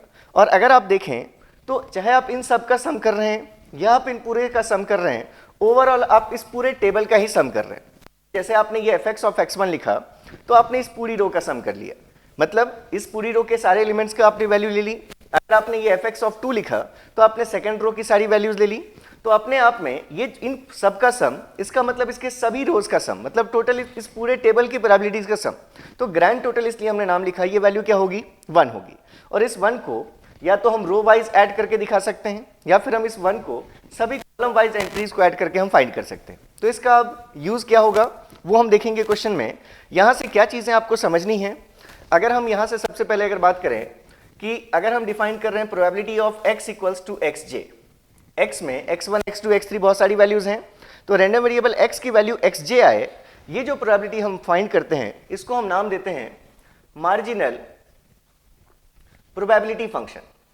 देखिए नाम में ध्यान दीजिएगा, ये मार्जिनल प्रोबेबिलिटी फंक्शन है। इसके पहले हमने मार्जिनल डेंसिटी फंक्शन या मार्जिनल डिस्ट्रीब्यूशन फंक्शन कहा था।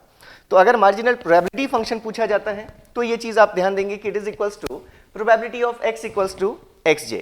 और ये हम कैसे फाइंड कर सकते हैं, इट इज इक्वल्स टू, अगर हम ऐसा लिख दें, अगर हम लिख रहे हैं let's say probability of x equals to xj की वैल्यू, मान लीजिए कि xj में xj 2 मानते हैं, मतलब हमें ये चाहिए probability of x equals to x2, x equals to x2, मतलब ये वैल्यू आप बात कर रहे हैं। तो ये वैल्यू कैसे मिलेगी, अगर आप इस सेकंड रो के सारे एलिमेंट्स का आप सम लेंगे, तो इस चीज को हम ऐसे भी लिख सकते हैं, summation from k is equals to 1 to n f of xj yk। देखें अगर हम इस रो की सभी एलिमेंट्स को अगर आप देखेंगे, सब में x1 है, x किसी में चेंज नहीं हुआ, x1 x1 x1 ही है सभी में, लेकिन यहाँ y1 है, यहाँ y2 है, यहाँ y3 है। तो अगर हमें इन सब को सम करना है, f of x1 y1 x2 x1 y3 and so on, तो अगर हम इसको इस फॉर्म में लिख लें तो यहाँ पर हमने j के लिए लिमिट्स नहीं ली है, मतलब xj फिक्स रहेगा। अगर आपको प्रोबेबिलिटी ऑफ, यहाँ से अगर हम देखें कि अगर इसी चीज को हम ऐसे लिखना होता, probability of x equals to x2, जिसको हम नाम दे रहे हैं यहाँ से fx ऑफ x2, तो fx ऑफ x2 की वैल्यू कैसे मिल जाती, summation from k is equals to 1 to n f of x2 yk, मतलब x2 सब में रहेगा और उसके साथ क्या मिलेगा आपको, f of x2 y1, f of x2 y2, f of x2 y3। तो आपको दिख रहा है कि ऐसा करने से आप इस पूरे सेकंड रो का सम ले रहे हैं, तो ये आपको fx ऑफ x2 मिलेगा, जिसको आप क्या कहेंगे कि ये मार्जिनल प्रोबेबिलिटी ऑफ x है, किसके लिए, value of x equals to xj के लिए। तो ये हमने जैसे मार्जिनल प्रोबेबिलिटी लिखी x की, ऐसे ही अगर आप लिखेंगे मार्जिनल प्रोबेबिलिटी ऑफ y, तो y की हर एक वैल्यू के लिए आप प्रोबेबिलिटी लिखेंगे individual, that is probability of, अगर आप लिखते हैं y is equals to yk, then it is equals to, इसको हम ऐसे लिख सकते हैं summation from j is equals to 1 to m f of x j y के। देखिए यहाँ से जैसे अगर आपको ये हमारी वैल्यूज हैं एफ ऑफ वाई के, तो अगर आपको ये वैल्यू चाहिए, जैसे आपको f y of y two चाहिए, के की वैल्यू अगर आपने 2 पुट कर दी, तो ये एफ ऑफ वाई टू कैसे मिलेगा? ये तो सब में वाई टू ही रहना है, लेकिन y2 के साथ एक बार x1 होगा, एक बार x2 होगा, एक बार x3 होगा। तो इसलिए अगर आपने ये समेशन लिया, इसमें आप k की वैल्यू के लिए समेशन नहीं ले रहे, आप वैल्यू सिर्फ j की चेंज करने वाले हैं। अगर j1 पुट करेंगे तो f ऑफ x1 yk आएगा, फिर x2 yk, x3 yk, तो आपको कॉलम वाइज ये सब मिल रहा है। तो ये वैल्यू हमारी क्या देगी? हमें मार्जिनल प्रोबेबिलिटी ऑफ y देगी। तो ये दोनों चीज़ें याद रखेंगे। मार्जिनल प्रोबेबिलिटी का मतलब, अब यहीं से अगर आप देखें कि जैसे आपने लिखा था कि अगर हम ये टोटल प्रोबेबिलिटी लिखते हैं, आपने पहली चीज़ तो ये लिखी कि समेशन अगर हम j को भी वेरी कर दें 1 से पॉसिबल मैक्सिमम वैल्यू m तक, k को वेरी कर लें अगर हम 1 से लेकर n तक, उस बीच में अगर हम x y या हम कहें x j y k अगर हम इसका सम करेंगे तो ये वैल्यू कितनी मिलेगी? 1 मिलेगी। ऐसे ही आप ऐसा भी लिख सकते हैं कि summation from j is equals to 1 to m f x of x j, ये वैल्यू भी आपको क्या मिलेगी? 1। हमने अभी बात की कि अगर हम fx of x1, fx of x2 ये पूरे सबको ऐड कर लेंगे तो भी टोटल हमने इस पूरे टेबल की सारी प्रोबेबिलिटीज को ऐड कर लिया, मतलब वैल्यू क्या मिलेगी? 1। तो इसलिए हमने लिखा j equals to 1 to m fx of xj is equals to 1। ऐसे ही आप लिख सकते थे summation from k is equals to 1 to n fy of yk, it is again going to be 1। ये ठीक है। फिर जैसे आप जॉइंट डिस्ट्रीब्यूशन को यूज करके आपने लिखा था कि अगर हमें प्रोबेबिलिटी फाइंड करनी हो, that is random variable x less than equals to x and y less than equals to y, तो इस चीज को देखिए हम ऐसे भी लिख सकते हैं, समेशन अगर आपने लिया और f ऑफ x y की जगह सपोज हम u भी लिख लेते हैं, ठीक है, क्योंकि हम इनके लिमिट्स पुट करने वाले हैं कहां से कहां तक। u के लिए हम देख रहे हैं तो u हमने रैंडम वेरिएबल x को नाम, तो x की वैल्यू क्या होनी चाहिए? x से छोटी होनी चाहिए। तो जब आप अपने प्रोबेबिलिटी फंक्शन को ले रहे हैं तो यहां पर आपको समेशन x करना है, मतलब ये जो u की वैल्यूज ये less than equals to x हो, मतलब माइनस इन्फिनिटी से हम इस समेशन की वैल्यू x तक लेंगे। ऐसे ही इस समेशन में v की वैल्यू हम less than equals to y तक अगर लें और इस समेशन की वैल्यू अगर हम कैलकुलेट कर लें तो क्या मिल जाएगा? हमें probability of x less than x and y less then y की वैल्यू मिल जाएगी। फिर अगर यहीं पर हम कहें कि हम सिर्फ x पर कंस्ट्रेंट रखना चाहते हैं, जैसे हमने वहां मार्जिनल डिस्ट्रीब्यूशन डिफाइन किया, अगर आप यहां मार्जिनल डिस्ट्रीब्यूशन फंक्शन डिफाइन करेंगे तो अब हम यहां पर लिख रहे हैं फिर से मार्जिनल डिस्ट्रीब्यूशन फंक्शन। अभी तक हमने मार्जिनल प्रोबेबिलिटी फंक्शंस देखे थे, अगर हमने लिखा मार्जिनल डिस्ट्रीब्यूशन फंक्शन तो इस मार्जिनल डिस्ट्रीब्यूशन फंक्शन की वैल्यू दैट इज, अगर हम सिर्फ ये लिखें कि हमें चाहिए fx ऑफ x, मतलब हमें क्या चाहिए? Probability of x less than equals to x, मतलब हमारा कंसर्न सिर्फ x की वैल्यूज पर है। तो इस समेशन में भी फिर से हम क्या करेंगे, जो u की वैल्यूज हैं, जो रैंडम वेरिएबल x के लिए आपने यूज किया है, इस u की वैल्यू हम क्या रखेंगे? Less than equals to x। लेकिन जो v की वैल्यू है, अगर हमने यहां पर सिर्फ v लिख दिया, इसका मतलब v की जितनी भी पॉसिबल वैल्यूज हैं सबके लिए आपको समेशन लेना है, और यहां पर f ऑफ u v, ये समझ रहे हैं। अगर पहले दोनों वैल्यूज पर कंस्ट्रेंट थे तो u के लिए भी आपने लिमिट्स में रखा था u less than x and v के लिए भी रखा था आपने constraint v less than equals to y। लेकिन अब अगर आपको सिर्फ x पर कंस्ट्रेंट रखना है तो इस y को हमने इस रेंज से इंडिपेंडेंट कर दिया। y के लिए जो भी मैक्सिमम पॉसिबल रेंज है वो पूरा आप ले सकते हैं समेशन में, लेकिन u के लिए हमने लिख दिया u must be less than equals to x। तो आपको क्या मिल गया? ये आपको ये मार्जिनल डिस्ट्रीब्यूशन फंक्शन मिल गया फॉर रैंडम वेरिएबल x। ऐसे ही अगर आपको y के लिए चाहिए होता तो भी आप लिख सकते थे f y of y is equals to probability of random variable y less than equals to y। तो इसके केस में आप x की लिमिट्स नहीं लिखते, मतलब u की सभी वैल्यूज के लिए आप समेशन ले सकते थे, लेकिन जो y के लिए आप वैल्यूज के लिए समेशन यूज कर रहे हैं, अब हम v की वैल्यू लिखेंगे less than equals to y f of u v। तो ये चीज हमने देखा मार्जिनल डिस्ट्रीब्यूशन और प्रोबेबिलिटी फंक्शंस। तो इनको भी हम यूज करेंगे। दो एग्जांपल्स आप देख लीजिए, पहला हम कंटिन्यूअस के केस में करेंगे और दूसरा जब हम डिस्क्रीट के केस में करेंगे। तो अगर यहाँ से कुछ डाउट्स हैं आपके तो वो उस क्वेश्चन में बिल्कुल क्लियर हो जाएंगे। तो इंपॉर्टेंट चीज़ें हैं, इन सब पर क्वेश्चंस आपको मिल सकते हैं। तो जैसे अगर कंटिन्यूअस रैंडम वेरिएबल को पहले कंसिडर किया और अगर हमारे पास joint distribution joint density function अगर गिवन है, तो उस जॉइंट डेंसिटी फंक्शन से अगर हमें कुछ प्रोबेबिलिटीज कैलकुलेट करनी तो हम यही केसेस डिस्क्रीट और कंटिन्यूअस दोनों के केस में हम देखेंगे। तो जैसे अगर हमने फर्स्ट ले लिया कि joint density function for continuous random variable x और y के लिए अगर हमारे पास गिवन है f of x y, f x y of x y भी हो सकता है या सिंपली आपको एफ ऑफ एक्स वाई के नाम से भी गिवन हो सकती है चीज। तो ये वैल्यू अगर मान लीजिए हमारे पास that is c into x y for x varies in between 0 and 2 and y varies in between 1 and it is 0 otherwise। अगर हमारे पास ऐसी वैल्यू गिवन है, अब इस केस में आपसे पूछा गया है to find value of c, second to find probability of x की वैल्यू 0 से 1 के बीच हो और y की वैल्यू 1 से 2 के बीच हो। इसकी प्रोबेबिलिटी क्या होगी? फिर आपसे पूछा गया अगर that is probability of random variable x की वैल्यू 0 से 1 के बीच हो और रैंडम वेरिएबल y की वैल्यू y ग्रेटर देन 2 हो, इसकी प्रोबेबिलिटी क्या होगी?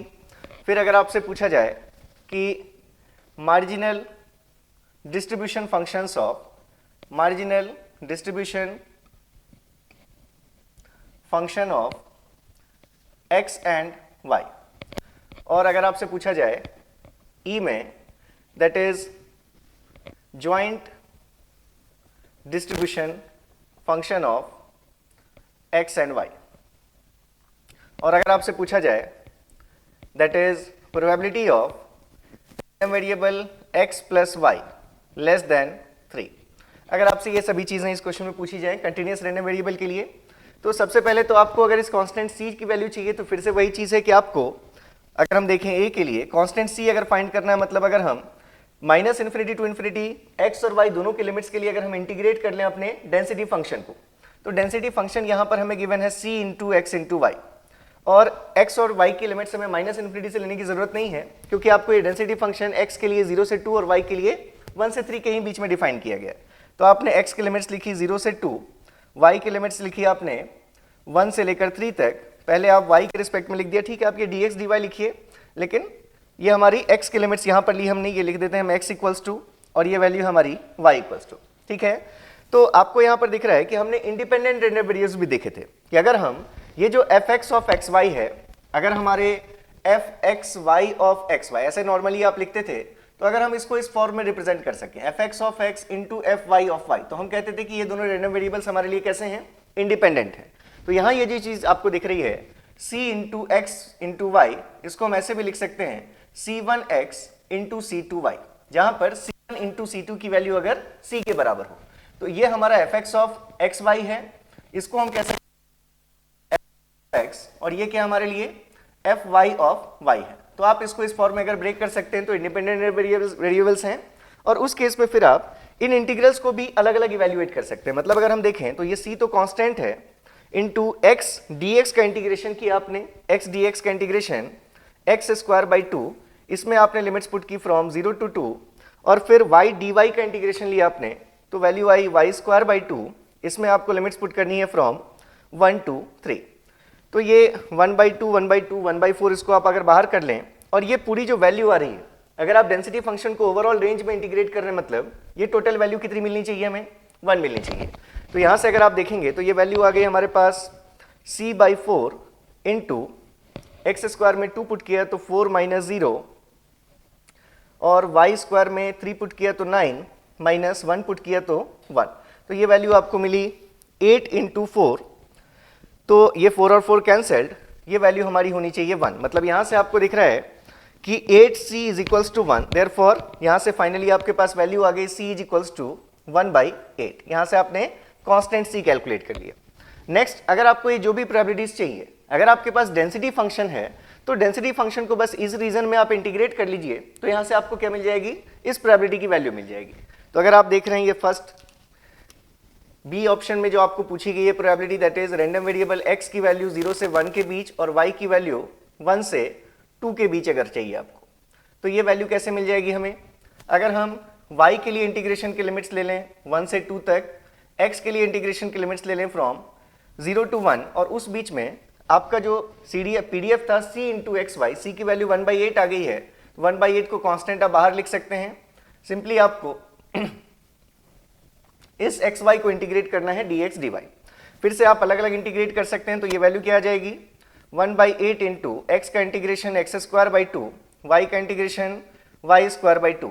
एक्स की लिमिट्स आपको पुट करनी है 0 से 1 और y की लिमिट्स आपको पुट करनी है 1 से लेकर 2 तक। तो ये रिजल्ट आ गया आपका 1/8 इंटू 4, हम बाहर ही कर लेते हैं, ये 1/2 और 1/2। तो यहाँ से वैल्यू है एक्स स्क्वायर में 1 माइनस 0 पुट करेंगे, वैल्यू आ गई 1 इंटू वाई स्क्वायर में 2 का स्क्वायर 4 माइनस 1 दैट इज 3। तो ये वैल्यू आ गई हमारे पास 3/32। ठीक है, ऐसे ही अगर आप देखते हैं जैसे ये सी ऑप्शन गिवन है आपको, that is probability of random variable x in between 0 and 1।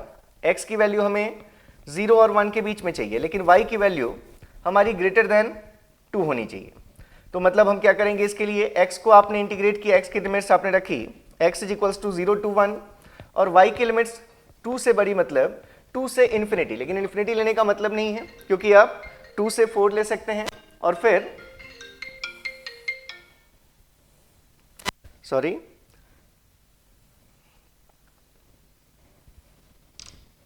ठीक है। तो यहां पर हमारे पास ये वैल्यू आ गई 0 to 1 और 2 से लेकर, आपने देखा ये वैल्यू हमारी 1 से 3 के बीच में ही वेरी करनी है, तो हमने 2 से लेकर ये 3 लिमिट्स ले ली y की, और इस बीच में फिर से 1/8 एक्स वाई को आप इंटीग्रेट करेंगे। तो 1/8 कांस्टेंट बाहर है और यहाँ अपने x y d x d y लिखी, इस वैल्यू को आप इवेल्युएट कर लेंगे।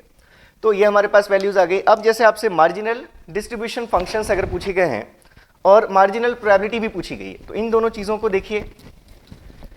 हमने देखा था मार्जिनल डिस्ट्रीब्यूशन फंक्शन अगर x का चाहिए तो y के लिमिट्स हम माइनस इन्फिनिटी से इन्फिनिटी वेरी करेंगे, लेकिन x की लिमिट्स हम वेरी करेंगे from minus infinity to x।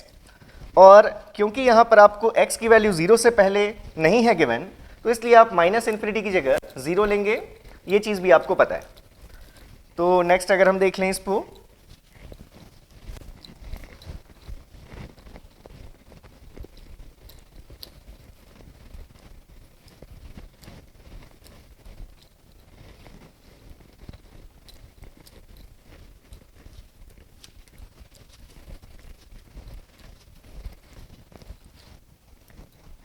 ठीक है। तो यहाँ से ये वैल्यू अगर हम लिख रहे हैं मार्जिनल डिस्ट्रीब्यूशन फंक्शन, तो अभी आपने देखा एफ एक्स ऑफ एक्स अगर आपको लिखना है तो ये value minus infinity to plus infinity for y और minus infinity to x f x y of x y d x d y. तो यहाँ पर y की लिमिट्स माइनस इन्फिनिटी से इन्फिनिटी लेने की जरूरत नहीं है, 1 से 3 आप ले सकते हैं।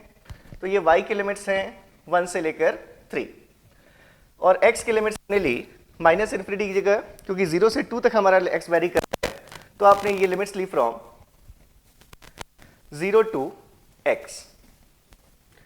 उस बीच में आपके फंक्शन की वैल्यू है x y divided by 8 d x d y की वैल्यू आ गई। तो अगर आप इस इंटीग्रल को इवेल्युएट करेंगे यहां से अगर आप देखें तो देखिए फिर से ये जो एफ एक्स ऑफ एक्स है, अगर आप इसको फिर से रेंज देखेंगे तो इस एफ एक्स ऑफ एक्स की वैल्यू, दो चीजें आपको पता है कि अगर हम x की वैल्यू लेस देन 0 लेंगे तो ये वैल्यू क्या मिलेगी, 0 मिलेगी, क्योंकि x 0 से 2 के बीच में ही आपने पीडीएफ डिफाइन कर रखा है। और अगर हम x ग्रेटर देन 2 देखेंगे तो ये वैल्यू कितनी मिलेगी, 1 मिलेगी। तो इस बीच में हमें वैल्यू चाहिए कि अगर हम x की वैल्यू कब ले रहे हैं, जब x की वैल्यू 0 से 2 के बीच में, ठीक है। तो 0 से 2 के बीच में है तो उस केस में आपने ये लिया 0 से लेकर x तक, जहां x की वैल्यू 2 तक हम वेरी करेंगे। तो इस रिजल्ट को अगर आप देखें तो क्या वैल्यू आ रही है y के लिए, अगर आपने y को, ये 1/8 तो कांस्टेंट है, आपने y को इंटीग्रेट किया y स्क्वायर बाई 2, इसमें आप लिमिट्स पुट करेंगे फ्रॉम 1 to 3, और x को इंटीग्रेट किया x स्क्वायर बाई 2, इसमें आप लिमिट्स पुट करेंगे फ्रॉम 0 to x। तो यहां से अगर हम देखें वैल्यू कितनी आ रही है, ये वैल्यू आ गई 1/32। अगर हम बाहर कर लें तो y square that is 3 square 9 minus 1, तो ये वैल्यू आ गई 8 इंटू ये value x square minus 0 that is x square, तो ये वैल्यू आ गई एक्स स्क्वायर बाई 4। तो हमने ये देख लिया कि अगर हम 0 से 2 के बीच में देखें तो ये हमारी पीडीएफ है, सीडीएफ की वैल्यू होगी एक्स स्क्वायर बाई 4। 0 से पहले देखेंगे तो प्रोबेबिलिटी 0, और अगर हम 2 के बाद देखेंगे तो वैल्यू 1। तो इसलिए इस बीच में आपके पास रिजल्ट आ गया एक्स स्क्वायर बाई 4 जब x की वैल्यू 0 से 2 के बीच है। इसमें से आपको प्रॉब्लम नहीं होनी चाहिए इन सभी चीज़ों में, क्योंकि आप ये जानते हैं कि f(x) ऑफ x का मतलब है probability of random variable x less than equals to x। तो x की वैल्यू हमारी 0 से छोटी नहीं हो सकती, क्योंकि उसके बीच के लिए PDF आपका सिर्फ 0 से 2 के लिए डिफाइंड है आपका, तो इसलिए वैल्यू 0 आ जाएगी और 2 से बड़ी वैल्यू के लिए आपका CDF 1 आ जाएगा। तो ये हमने जैसे मार्जिनल डिस्ट्रीब्यूशन फंक्शन फाइंड किया फॉर रैंडम वेरिएबल x, ऐसे ही अगर आप देखते marginal distribution function for of random variable y, तो इसको आपने नाम दिया fy ऑफ y। ये वैल्यू क्या होती, x की लिमिट्स माइनस इन्फिनिटी से इन्फिनिटी आपको लेनी है, y की लिमिट्स आपको लेनी है माइनस इन्फिनिटी से लेकर y तक। तो ये minus infinity to y f(x(y) dx dy। ठीक है, ये अगर आपने देखी वैल्यू तो इस फंक्शन की वैल्यू है 1/8 xy, 1/8 को हमने बाहर कर लिया। x की लिमिट्स माइनस इन्फिनिटी से इन्फिनिटी लेने का मतलब नहीं है सिर्फ 0 से 2 के बीच में आपका PDF डिफाइंड है, तो आपने ये 0 से 2 लिया। और y की लिमिट्स में ये माइनस इन्फिनिटी भी आपको फिर से नहीं लेना है। y की वैल्यू आपकी डिफाइंड है कहाँ से कहाँ तक, 1 से 3 के बीच में। तो इसलिए क्योंकि 1 से पहले 0 होगी वैल्यू, तो हमने ये 1 से लेकर y तक डिफाइन किया।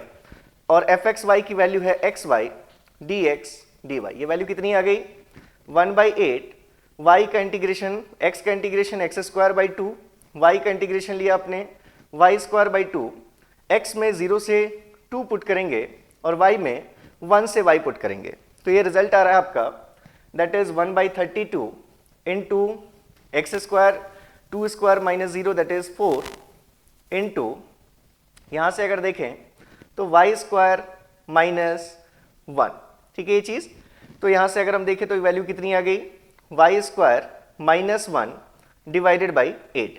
ये फिर से जो CDF आपको मिला है, आपको पता है फिर से कि अगर हम ये fy ऑफ y लिखते तो fy ऑफ y की वैल्यू 0 होती किसके लिए, क्योंकि y सिर्फ हम 1 से 3 वेरी कर रहे हैं, तो इसलिए अगर आप y लेस देन 1 के लिए देखते तो प्रोबेबिलिटी क्या आती, ये CDF 0 आता।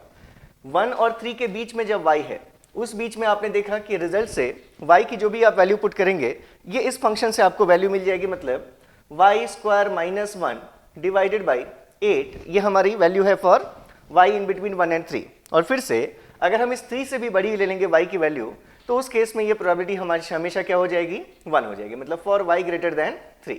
ये चीज़ें हमें पता है। यहाँ से हमने मार्जिनल डिस्ट्रीब्यूशन फंक्शंस निकाल लिए।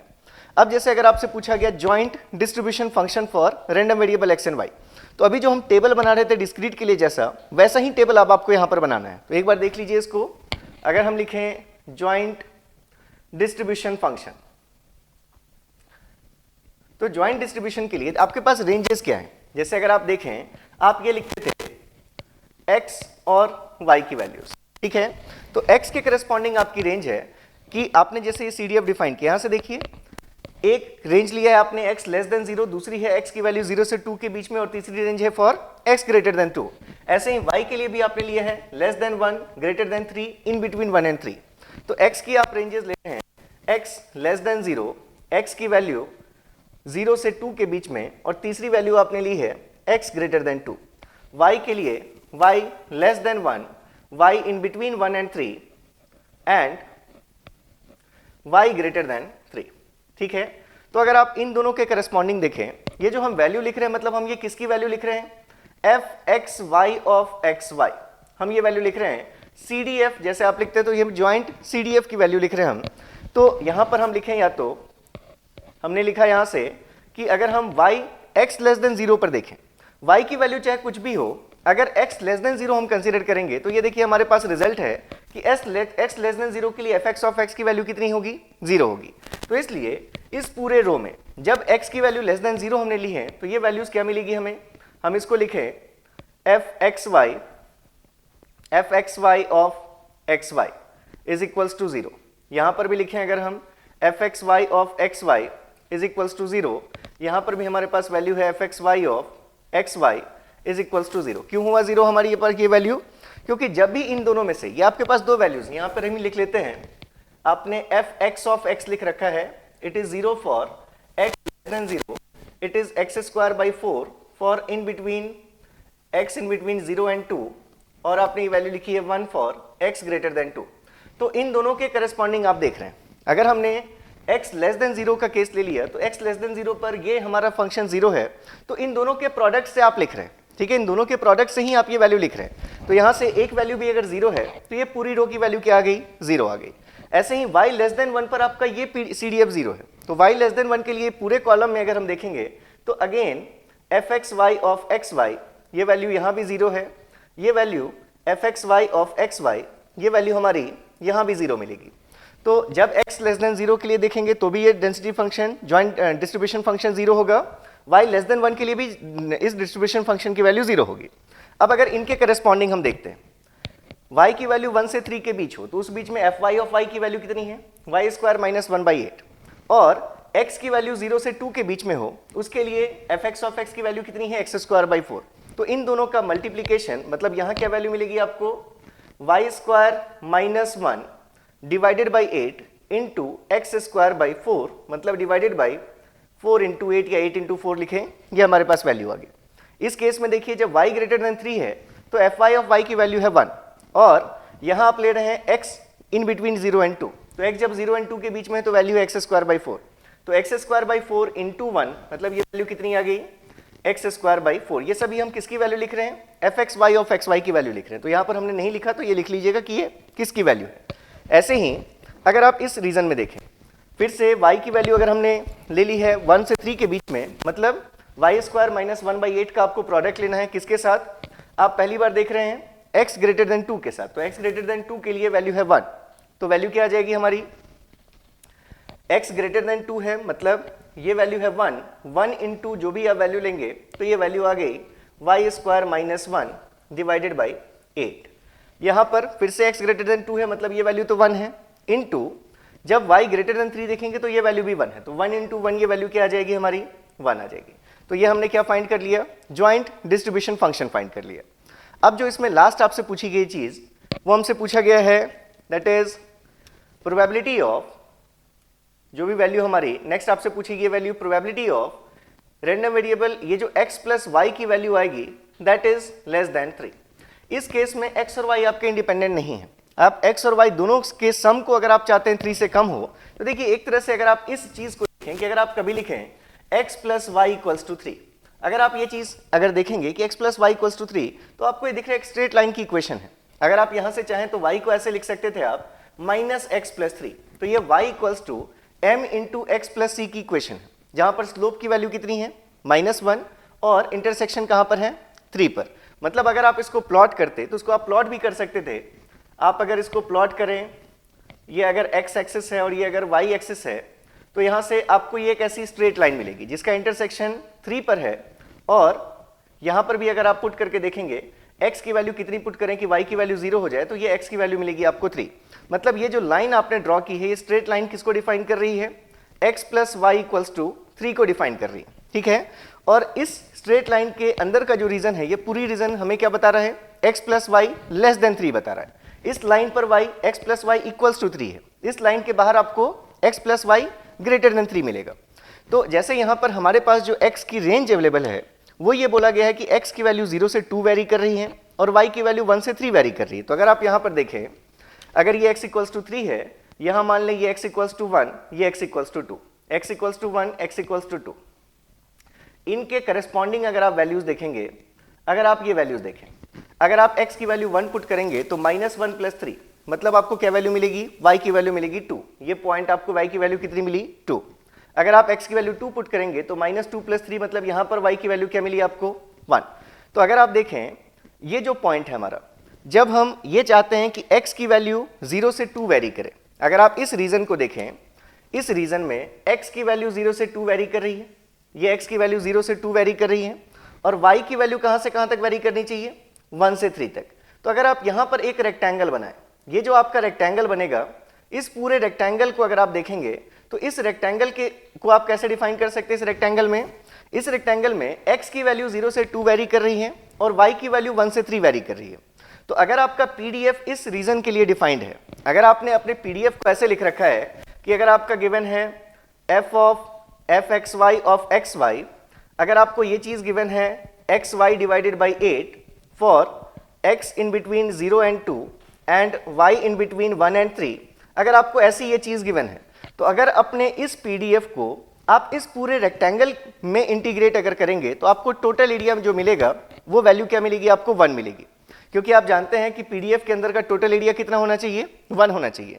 तो इस पीडीएफ को अगर आप इस रेक्टेंगल में इंटीग्रेट करेंगे ओवरऑल तो आपको एरिया की वैल्यू मिलेगी 1। लेकिन जो आपसे पूछी गई है प्रोबेबिलिटी, वो प्रोबेबिलिटी आपसे ये पूछी गई है कि x plus y must be less than 3, और x आपको पता है कि वेरी कर सकता है 0 से 2, y वेरी कर सकता है 1 से 3। तो इसलिए यहाँ जो आपसे प्रोबेबिलिटी पूछी गई है वो आपको ये पूछा गया कि अगर सिर्फ ये जो रीजन है, अगर इस रीजन में हम अपने इस डेंसिटी फंक्शन को इंटीग्रेट करेंगे तो क्या वैल्यू आएगी। ठीक है, तो ऐसा नहीं है कि ये टोटल रीजन में इंटीग्रेट कर रहे हैं तो वैल्यू 1 है, तो इस रीजन में वैल्यू 1/2 होगी, ऐसा नहीं है। क्योंकि आपको इसका एरिया नहीं देखना, आपको ये देखना है कि इस एरिया में अगर हम इस डेंसिटी फंक्शन को इंटीग्रेट करेंगे तो क्या वैल्यू मिलेगी, उससे आपको प्रोबेबिलिटी मिल रही है।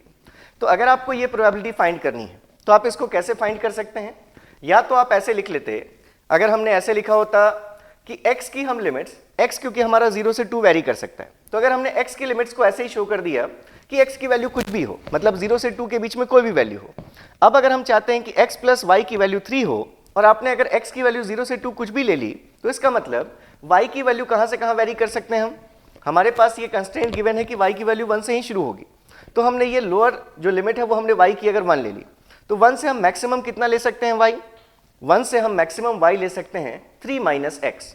जो भी हमने x की वैल्यू ले ली और y की वैल्यू अगर हम 3 माइनस x तक कुछ भी ले लें 1 से, तो हमें इन दोनों का जो सम मिलेगा वो हमेशा 3 से छोटा होगा। तो इसलिए इस प्रोबेबिलिटी को हम ऐसे लिख सकते थे, into fxy of fxy dx dy, जहां पर आपको ये fxy की वैल्यू पता है, xy/8 आपको गिवन है। ठीक है, तो या तो आप इसको कैलकुलेट कर लें तो भी आपको ये प्रोबेबिलिटी मिल जाएगी, या फिर इसी को आप ऐसे भी दिखा सकते थे। और ये चीज हम अगर y के लिए, ये पहले हमने x की लिमिट्स लिखी हैं, ये हमने y की लिमिट्स लिखी हैं, अगर हम अब यहाँ पर y की वैल्यू को, जो भी रेंज हमें गिवन है कि 1 से 3 तक वेरी कर सकता है y, तो पहले अगर हमने y की लिमिट्स डिफाइन कर दी कि y की वैल्यू 1 से 3 कुछ भी वेरी कर सकती है, तो अब इसके करस्पॉन्डिंग x की क्या वैल्यू होनी चाहिए। x हमारा जो लोअर लिमिट हमें गिवन है, x की वैल्यू 0 से 2 आपको गिवन है, तो x हमारा 0 से शुरू होकर कुछ भी हो सकता है, लेकिन x और y क्योंकि हमें 3 से छोटा चाहिए, इसलिए हम x की लिमिट्स कहां से कहां तक लेंगे, 0 से लेकर 3 माइनस वाई तक। यहाँ आपने जो भी y ले लिया है 3 माइनस वाई अगर आप कर दें तो वो दोनों चीज़ों का जो सम होगा वो हमेशा 3 से छोटा होगा। तो या तो आप इसके लिए भी लिखें fxy ऑफ, ये जो हम वैल्यू लिख रहे हैं यहाँ पर आपको dy dx लिखना चाहिए, अगर आपने y के लिमिट्स लिखाई हैं तो ये dy dx है और इसको हम लिख लेते हैं dx dy। तो इन दोनों को ही अगर आप कैलकुलेट करेंगे तो आपको सेम रिजल्ट मिलेगा, और यहाँ से मैं सिंपली रिजल्ट लिख देता हूँ कि आप अगर इसको कैलकुलेट करेंगे तो इन दोनों से आपको जो वैल्यू मिलेगी दैट विल बी 1/4।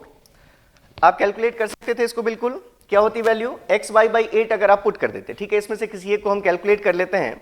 तो जैसे मान लीजिए अगर आपने पहले इंटीग्रल को कैलकुलेट किया तो ये वैल्यू क्या आएगी, हमारे पास ये fxy की वैल्यू है 1/xy/8, तो उस 1/8 कांस्टेंट को अगर आपने बाहर कर लिया, ये वैल्यू आ गई हमारे पास 1/8 कांस्टेंट बाहर। उसके बाद यहाँ पर अगर हम पहले अगर हम रिस्पेक्ट y के रिस्पेक्ट में इंटीग्रेट करेंगे तो ये xy है, तो y के लिए अगर आपने देखा तो ये हमारे पास x dx, और y के लिए अगर आपने इंटीग्रेट किया तो y के लिए आपको वैल्यू मिली y²/2, तो y²/2 इसमें आपको लिमिट्स पुट करनी है कहां से कहां तक, from 0 to 3 minus x put करनी है, और फिर हमें इसको x रिस्पेक्ट में इंटीग्रेट करना है। तो यहां से अगर हम देखें तो क्या वैल्यू आ रही है हमारी, दैट इज 1/8 इनटू, अगर आपने ये 1/16 इसको हम लिख लेते हैं, ये 2 कांस्टेंट बाहर अगर हमने कर लिया तो यहाँ पर अगर आप y की वैल्यू को 3 माइनस x पुट करते हैं, y की वैल्यू हमें वेरी फ्रॉम, ठीक है, ये हमने x की लिमिट्स ली हैं तो हम यहाँ पर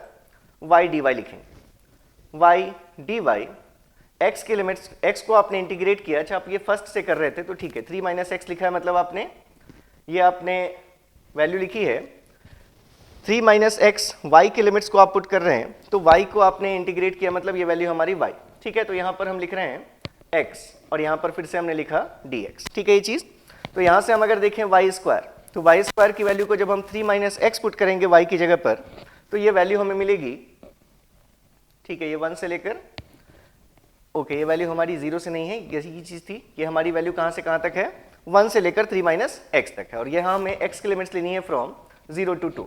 तो यहाँ से अगर हम देखें y², तो अगर 3 माइनस x हमने पुट किया y की जगह तो ये वैल्यू क्या मिली हमें 3 माइनस एक्स का स्क्वायर, तो ये वैल्यू हमारी 3 माइनस एक्स स्क्वायर, और माइनस जब हम y की वैल्यू 1 पुट करेंगे तो वैल्यू क्या मिली हमें 1, और इसके साथ हमें x को मल्टीप्लाई करना है और फिर हमें x के रिस्पेक्ट में इंटीग्रेट करना है। x के रिस्पेक्ट में हमें इंटीग्रेट करना है कहाँ से कहाँ तक, 0 से लेकर 2 तक। तो ये हमारा यहाँ से रिजल्ट आ जाएगा। तो यहाँ से अगर आप देखें तो ये वैल्यू कितनी आ रही है, 3 माइनस एक्स स्क्वायर, मतलब अगर ठीक है इसको हम लिख लेते हैं फ्रेश में थोड़ा, तो ये आपके पास जो वैल्यू आ रही है दैट इज 1/16, इंटीग्रेट करना है आपको 0 से 2 तक, 3 माइनस एक्स का स्क्वायर, उसको आप लिख सकते हैं a square minus 2ab and plus b square, और इसमें से आपको और 1 सब्ट्रैक्ट करना है -1, इसको x से मल्टीप्लाई करना है और इंटीग्रेट करना है। तो यहाँ से अगर हम देखें तो ये वैल्यू कैसी है, 1/16 इंटू फर्स्ट जो इंटीग्रेशन है हमारा वो हम एक्स स्क्वायर को इंटीग्रेट किया अगर हमने, तो ये वैल्यू क्या मिली हमें, x³/3। नेक्स्ट वैल्यू -6x, अच्छा ये x³ है, x square into x is x³, तो आपने अगर उसको किया तो ये वैल्यू आपको मिली x4/4। फिर इस -6x² का इंटीग्रेशन -6 इंटू x³/3, और ये 9 - 1 8x का इंटीग्रेशन 8x²/2, और इसमें हमें लिमिट्स पुट करनी है फ्रॉम 0 to 2। तो अगर हमने 2 पुट की लिमिट्स तो ये वैल्यू 1/16 इंटू, हमने अगर 2 पुट की तो ये वैल्यू कितनी है 4/4 दैट इज 1, माइनस 8/3, ये value 2 into 8 that is 16, plus अगर आपने 2 पुट किया तो 32/2 दैट इज 16, माइनस जब आप 0 पुट करेंगे तो क्योंकि सब में ही आपको x का टर्म दिख रहा है तो ये वैल्यू क्या आ जाएगी, 0 आ जाएगी।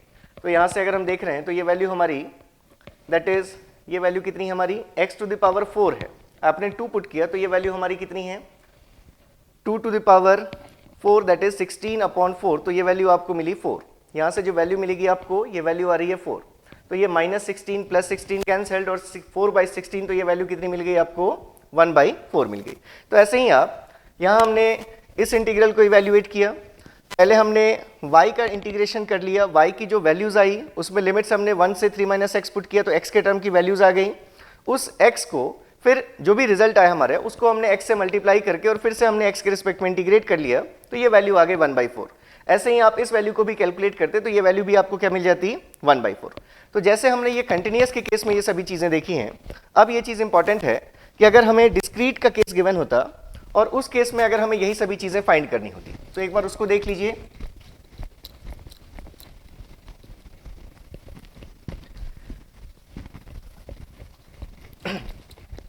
तो ये जो वीडियोस अब हैं, जैसे आज की वीडियो है आपका या जो नेक्स्ट 2 वीडियोस आने वाले हैं, उसमें आपको बहुत ज़्यादा नोट्स बनाने की ज़रूरत नहीं है, आपको इसमें कुछ भी लिखना नहीं है।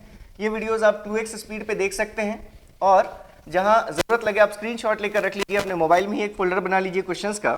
तो इनके लिए आपको यहाँ पर लिखना नहीं पड़ेगा, सिर्फ आप स्पीड में वीडियोस को एक बार रन कर सकते हैं, जो भी आपको क्वेश्चंस लगे कि इसमें प्रॉब्लम है, क्योंकि कुछ लोग अगर आप पहले से कर चुके हैं प्रिपेयर तो ये सभी क्वेश्चंस आपसे बन जाने चाहिए।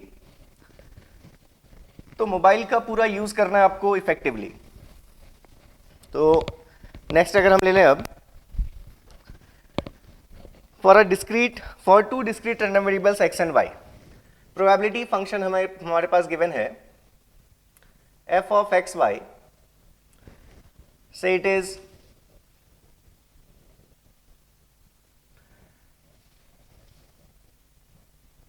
x plus 2y²। अगर हमने ऐसा ले लिया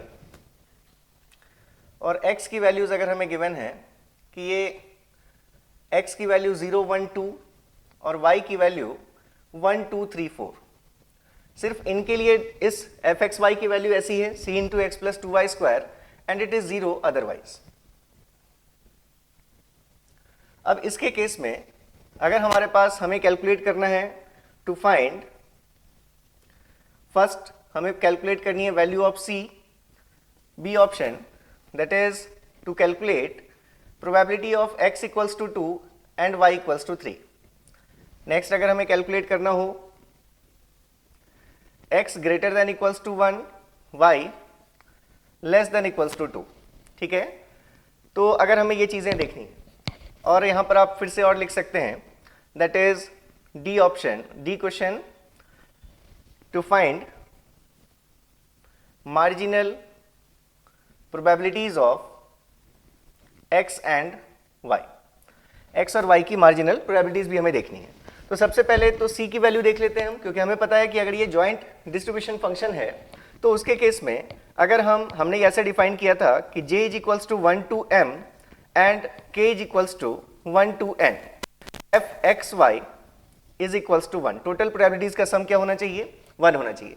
तो इसी चीज को आपने प्रोबेबिलिटी डिस्ट्रीब्यूशन टेबल को बनाकर देखा। तो अगर हम यहाँ पर प्रोबेबिलिटी डिस्ट्रीब्यूशन टेबल बनाए तो सबसे पहले अगर आपने x और y की वैल्यूज के करस्पॉन्डिंग, सपोज ये x और y की वैल्यूज हम ले रहे हैं, तो x में हमारे पास जो वैल्यूज हैं वो क्या क्या हैं, 0, 1 एंड 2, और y में जो वैल्यूज हमें लेनी है दैट इज 1, 2, 3 एंड 4, ये 4 वैल्यूज लेनी है। तो अगर आप देखें 0 और 1 के लिए, मतलब यहां पर आप प्रोबेबिलिटी एफ एक्स वाई की वैल्यू लिखने वाले हैं। अब एफ एक्स वाई आपका एक्स वाई का फंक्शन है और आपको ये गिवन है कि आप x की वैल्यू लेने वाले हैं 0 और y की वैल्यू लेने वाले हैं 1। तो यहां से फिर से अगर आप देखें तो अगर हमने x की वैल्यू 0 और y की वैल्यू 1 ली तो 0 plus 2 into 1 square that is 2, तो यहां से वैल्यू आपको क्या मिली, 2 इंटू सी, ये वैल्यू मिली आपको 2c। फिर से ये हमारा फंक्शन हम लिख लेते हैं, यहां पर एफ एक्स वाई की वैल्यू है c into x plus 2y square. तो अगर आप यहां देखना चाहते हैं, यहां के लिए x की वैल्यू 0, y की वैल्यू है 2, अगर आपने यहां पुट किया तो c into 0 plus 2 square into 2, 4 into 2, मतलब वैल्यू कितनी आ गई, 8c, that is 0 plus 2 into 2 square, 4 into 2 8, तो यहां पर वैल्यू आ गई 8c। अगर आपने 3 पुट किया तो 3 square is 9 into 2 that is 18, तो ये वैल्यू मिल गई आपको 18c। और अगर आपने 4 पुट किया तो 16 इंटू 2 32c, यहां पर वैल्यू मिली आपको 32c। ठीक है ये चीज, तो x प्लस 2y स्क्वायर, ठीक है, x प्लस 2y स्क्वायर, ठीक है, हमने ऐसे ही कोई भी फंक्शन ले लिया रैंडमली, तो ये 2c, 8c, 18c और 32c। अगर x की वैल्यू को 1 पर फिक्स कर दें, मतलब ये हमारा जो वैल्यू होगी हमारी वो c into 1 plus 2y square है। तो अगर y की वैल्यू 1 लेंगे तो 2 इंटू 1 स्क्वायर दैट इज 2 और प्लस ये 1 3, तो ये वैल्यू मिली आपको 3c। अगर आप y की वैल्यू 2 लेंगे तो 2 square 4 into 2 8 plus 1 9 into c, मतलब ये वैल्यू मिली 9c। अगर आप y की वैल्यू लेंगे 2 तो 3 लेंगे तो 9 इंटू 2 18, ठीक है, यहाँ पर आपको चेक करना पड़ेगा, ठीक है, 9 into 2 that is 18 plus 1 19 into c that is 38c। और अगर आप 4 लेंगे तो 16 इंटू 2 32 प्लस 1 33, ये हमारे पास वैल्यू क्या आ गई, 4 के लिए 16 into 2 that is 32 plus x1 33 into c, ये हमारी वैल्यू है 33c। जब हम 3 पुट कर रहे हैं तो 9 इंटू 2 18 प्लस 1 19c, ये वैल्यू कितनी है हमारी 19c। ठीक है, नेक्स्ट अगर हम देखें 2 के लिए, तो अगर आप x की वैल्यू को 2 पुट करेंगे तो 2 प्लस y की वैल्यू आपने 1 लिया तो 1 इंटू 2, 2 प्लस 2 4, तो फर्स्ट वैल्यू आपको मिली 4c। जब आप यहाँ पर 2 पुट करेंगे तो 4 into 2 8 and plus x is 2, तो ये वैल्यू मिलेगी 10c। तो आपको दिख रहा है ये 2c, 3c, 4c, 8c, 9c, 10c, 18, 19, यहाँ वैल्यू मिलेगी 20c, 32, 33, यहाँ वैल्यू आपको मिलेगी 34c। तो अब यहाँ पर ये जो आपने टेबल बनाया था, तो आपने यहाँ पर 2 चीज़ें लिखी थी। इसके बाद आपने एक यहाँ से टोटल डिफाइन किया था, इन कॉलम्स का टोटल, आपने एक बार इन कॉलम्स का टोटल डिफाइन किया था, ठीक है, ये चीज़ इन कॉलम्स का टोटल, और आपने एक बार इन रोज का भी टोटल डिफाइन किया था, ये इन रोज का टोटल। तो यहां से भी हम लिख लेते हैं ये टोटल।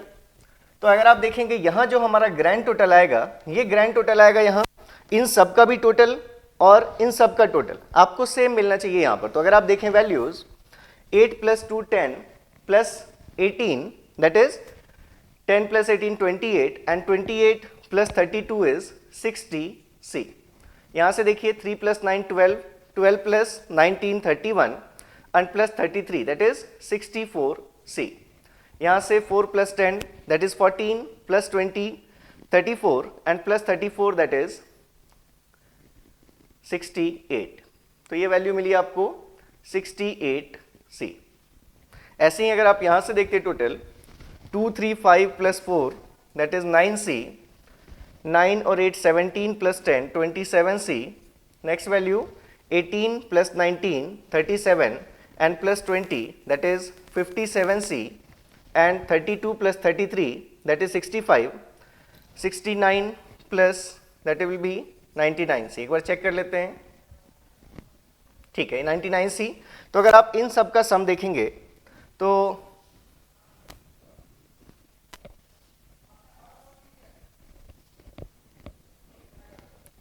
ये हमारे पास वैल्यू आ रही है 192c, और अगर आप यहां से ऐड करते तो 4, ठीक है। तो ये दोनों ही जगह से आपको दिख रहा है कि आप इनका टोटल करें तो भी 192c आएगा, या आप इसका टोटल करें तो भी 192c आएगा। और इसके साथ ये जो वैल्यू होगी हमारी ओवरऑल, इन सबको भी अगर आप सम करेंगे सभी एंट्रीज को, तो भी ये जो आपको दिख रही है सभी एंट्रीज को अगर आप सम करते तो भी वैल्यू आपको कितनी मिलती, 192c मिलती। तो अब ये जो ग्रैंड टोटल होना चाहिए 192c, इस ग्रैंड टोटल की वैल्यू कितनी होनी चाहिए, 1 के बराबर होनी चाहिए। तो अगर 192c is 1, therefore c is equals to what, 190। तो यहां से आपने लिखा 192c is equals to 1, therefore c is equals to 192। तो मतलब यहां से आपको अब मिल गया कि जो आपका डेंसिटी डिस्ट्रीब्यूशन फंक्शन गिवन है f(x, y) is equals to, ये हम लिख सकते हैं 1/192 इंटू x प्लस 2y स्क्वायर, ठीक है ये चीज। और ये किसके लिए है, फॉर जब हमारे x की वैल्यू 0 से 0 1 या 2 हो, x की value 0 1 2 and y is equals to 1 2 3 4। तो ये चीज हमें पता चल गई, पहली वैल्यू c की वैल्यू आपने कैलकुलेट कर ली। नेक्स्ट आपसे पूछा गया है probability of x equals to 2 and y equals to 3। तो यहां से देखिए x की वैल्यू 2 के बराबर हो और y की वैल्यू 3 के बराबर हो, तो कौन सा एलिमेंट मिल रहा है आपको, x is equals to 2 and y equals to c। ये मतलब ये वैल्यू है x इक्वल्स टू 2 और y इज इक्वल्स टू 3 पर। तो उसकी प्रोबेबिलिटी कितनी है, ये सभी क्योंकि प्रोबेबिलिटीज बता रही है। जैसे हमने लिखा था x1 y1 x1 y2 x1 y3, तो ये हमें प्रोबेबिलिटी बताता है कि x की वैल्यू x1 हो और y की वैल्यू y1 हो। तो जैसे यहां अगर पूछा जाता 9c, तो ये किसकी प्रोबेबिलिटी है, x की वैल्यू 1 हो और y की वैल्यू 2 हो, तो ये प्रोबेबिलिटी हमारी 9c। ऐसे ही अगर आपको x equals to 2 y equals to 3 की प्रोबेबिलिटी चाहिए तो किसके बराबर है, 20c के बराबर है। तो इट इज इक्वल्स टू लिखा हमने 20c और c की वैल्यू हमने फाइंड कर ली है, तो 20 अपॉन ये जो भी वैल्यू थी, कैलकुलेशन एक बार आप चेक कर लेंगे, तो ये हमारे पास वैल्यू आ गई 20 अपॉन 192। अब जैसे आपसे अगर पूछा गया c केस में कि probability that x is greater than equals to 1 and y is less than equals to 2। अब इसमें देखिए कि कौन कौन से एलिमेंट्स आपके आ रहे हैं। x ग्रेटर देन 1 आपको दिख रहा है, ये x की वैल्यू 0, मतलब इस रो का कोई एलिमेंट नहीं आएगा, क्योंकि इस पूरे रो के लिए x की वैल्यू 0 है, और हमें किसके लिए देखना है, x की value greater than equals to 1 होना चाहिए। ग्रेटर देन इक्वल्स टू 1 का मतलब या तो x की वैल्यू 1 हो या तो x की वैल्यू 2 हो, मतलब इस दोनों रो के हमारे एलिमेंट्स आएंगे। अब और क्या हमने कंस्ट्रेंट रखा है, y की वैल्यू 2 से छोटी होनी चाहिए। तो y में y इक्वल्स टू 1 2 3 और 4 है। अगर आप चाहते हैं y less than equals to 2, तो मतलब y की वैल्यू 1 और 2 ले सकते हैं, मतलब सिर्फ इन दो कॉलम्स के एलिमेंट ले सकते हैं हम। इन दो कॉलम के एलिमेंट हम नहीं ले सकते, क्योंकि इसमें y की वैल्यू 3 और 4 है। तो अगर आपको ये कंडीशन चाहिए कि x की वैल्यू ग्रेटर देन और इक्वल्स टू 1 होनी चाहिए और y की value less than equals to 2 होनी चाहिए, तो ग्रेटर देन इक्वल्स टू 1 मतलब हमने देखा ये दोनों रोज के हम एलिमेंट्स ले सकते हैं, और y लेस देन 2 के लिए सिर्फ हम इन दोनों कॉलम को ले सकते हैं। तो अल्टीमेटली ये जो चार वैल्यूज आ रही हैं हमारे पास, इन चारों वैल्यूज को अगर हम देखेंगे तो x की वैल्यू 1 और 2 है इन चारों के लिए, और y की वैल्यू भी 1 और 2 है, मतलब y की वैल्यू 2 से बड़ी नहीं है और x की वैल्यू 1 से छोटी नहीं है। तो इसलिए ये जो प्रोबेबिलिटी आपसे पूछी गई है, इसकी वैल्यू किसके बराबर होती, 3c plus 9c plus 4c and plus 10c। मतलब ये वैल्यू कितनी है, 3 plus 9 12 plus 4 16 plus 10 that is 26c, that is equals to 26 upon 192। तो ये वैल्यू मिल जाती है हमें। अब जैसे यहां से पूछा गया आपसे marginal probability functions of x and y, तो मार्जिनल प्रोबेबिलिटी फंक्शन कैसे देखा था हमने कहा था कि ये x 0 होने की प्रोबेबिलिटी है, 0 के साथ y में 1 आ जाए या 0 के साथ y में 2 आ जाए।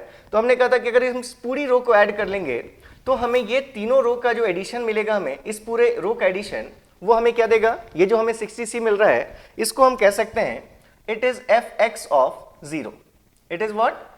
fx of 0. जैसे हमने लिखा था fx of x1, fx of x2, तो ये हमें क्या दे रहा है? fx of 0 मतलब यही मार्जिनल प्रोबेबिलिटी है of random variable x equals to 0.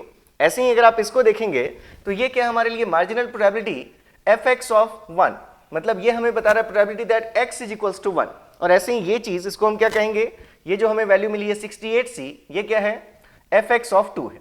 तो अगर आप यहां से लिखते, अगर आपने लिखा मार्जिनल प्रोबेबिलिटी फंक्शंस, तो यहां से आपको पता है कि आप इसको लिखते हैं fx of xj. तो आपने लिखा था कि it is equals to probability of x equals to xj. तो ये वैल्यू अगर हम देखें तो ये वैल्यू हमारे पास क्या क्या है? x के 0 होने की प्रोबेबिलिटी है 60c, फिर 64c और फिर 68c.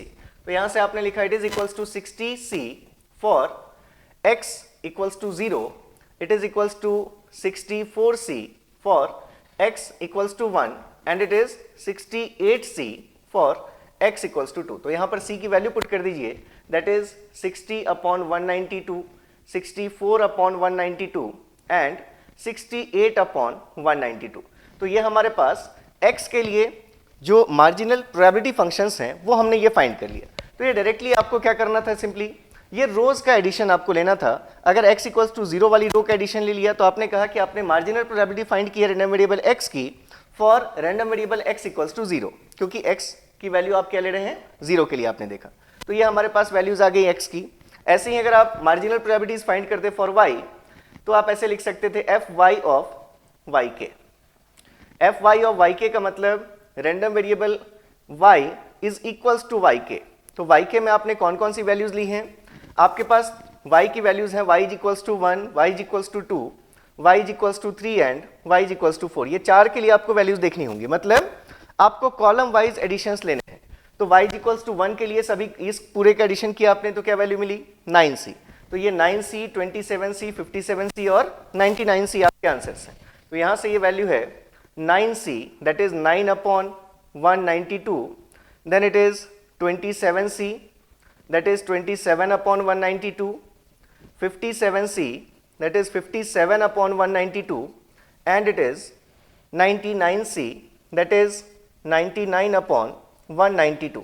तो ये हमें marginal density distribution probability, marginal probability functions हमें मिला है किसके लिए? फॉर रैंडम वेरिएबल y की वैल्यू 1 2 3 4 हमने सब्स्टिट्यूट किया. तो फिर से अगर आप देखें कि अगर आप इन सब को ऐड कर देंगे, या जैसे आप इन सभी को अगर आप ऐड कर देते, क्योंकि x में से कोई ना कोई एक इवेंट तो अगर हुआ ही होगा, या तो x की वैल्यू 0 रही होगी, या 1 रही होगी, या 2 रही होगी. तो अगर आप चेक करना चाहें तो आप ऐसे भी देख सकते थे कि अगर आप इन तीनों को ऐड करेंगे, that is 60/192 plus 64/192 and plus 68/192, तो आप देखेंगे कि जो रिजल्ट आएगा ये हमेशा 1 के बराबर आएगा. ऐसे ही अगर आप इन सभी को भी ऐड कर देते, मतलब अगर आप 9/192 प्लस 27/192 प्लस 57/192 एंड 199/192 अगर आप करेंगे, तो ये सभी का सम भी आपको क्या देगा? 1 देगा. ये तो होना ही है. तो ये चीजें हमने देख ली, मार्जिनल डिस्ट्रीब्यूशन फंक्शंस. अब जैसे जॉइंट अगर हमारे पास डेंसिटी फंक्शन गिवन है डिस्क्रीट के केस में, उससे अगर आपको मीन कैलकुलेट करना है तो वो भी हम जानते हैं. जैसे मान लीजिए हमारे पास अगर होता कि जॉइंट डिस्ट्रीब्यूशन फंक्शन गिवन है हमें एक्स वाई का, दैट इज से इट इज 1/14 टाइम्स x प्लस 2y for x equals to 0 1 and y is equals to 1 and 2. ये हमारे पास वैल्यू गिवन है एंड इट इज 0 अदरवाइज. तो हमें अगर वैल्यूज कैलकुलेट करनी है, सपोज हमें कैलकुलेट करना है एक्सपेक्टेशन ऑफ x, नेक्स्ट अगर हमें कैलकुलेट करना हो एक्सपेक्टेशन ऑफ y, और अगर हमें कैलकुलेट करना हो expectation of 4x plus 5y, ऐसी कुछ भी अगर हमें चीजें एक्सपेक्टेशन हमें कैलकुलेट करना है अगर, तो एक्सपेक्टेशन ऑफ x का मतलब हमें पता है इट इज इक्वल्स टू, अगर हम लिखेंगे एक्सपेक्टेशन ऑफ x, मतलब हम -∞ टू +∞ x और y की वैल्यूज को वेरी करेंगे, और हम ये जो हमारे पास डेंसिटी डिस्ट्रीब्यूशन फंक्शन गिवन है, हम इसमें x के प्रोडक्ट को लेकर हम इसका समेशन लेंगे.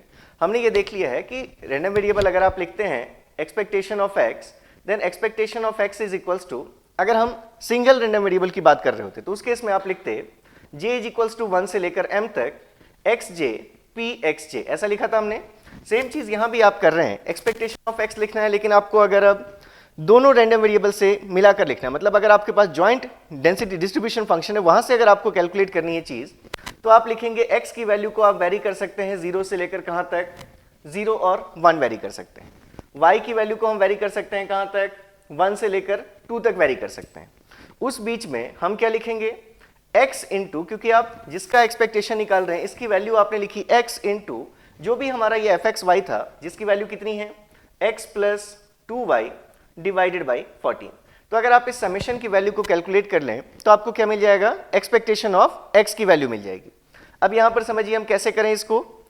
अगर आपने x की वैल्यू को एक बार इसमें पुट कर दिया 0, मतलब ये देखें अगर हम, तो ये वैल्यू हमें क्या फाइंड करनी है, summation from x equals to 0 to 1 and y equals to 1 to 2 x square plus 2xy की हमें वैल्यू देखनी है। ठीक है, अब इस वैल्यू को कैसे कैलकुलेट करेंगे आप, एक बार x की वैल्यू को 0 फिक्स कर दीजिए, उसमें फिर y की वैल्यू को वेरी कीजिए 1 एंड 2। मतलब अगर आप देखें तो इस एक्सपेक्टेड वैल्यू इसकी हम कैलकुलेट कर सकते हैं ऐसे कि हमने लिखा, अगर हमने एक बार x की जगह 0 फिक्स कर दिया तो ये वैल्यू क्या आएगी, 0 प्लस 0। तो आपके पास पहली वैल्यू आई x, जब आप 0 फिक्स तो 0 प्लस 0, इसमें हम y की वैल्यू पुट करेंगे 1 और 2, तो हमें दिख रहा है कि ये तो 0 ही है, तो y की वैल्यू पुट करने का मतलब नहीं है। ठीक है, फिर हमने x की वैल्यू को फिक्स कर दिया 1 पर, तो अगर x 1 है तो ये 1 प्लस 2y हमारे पास वैल्यू आई, 1 प्लस 2y।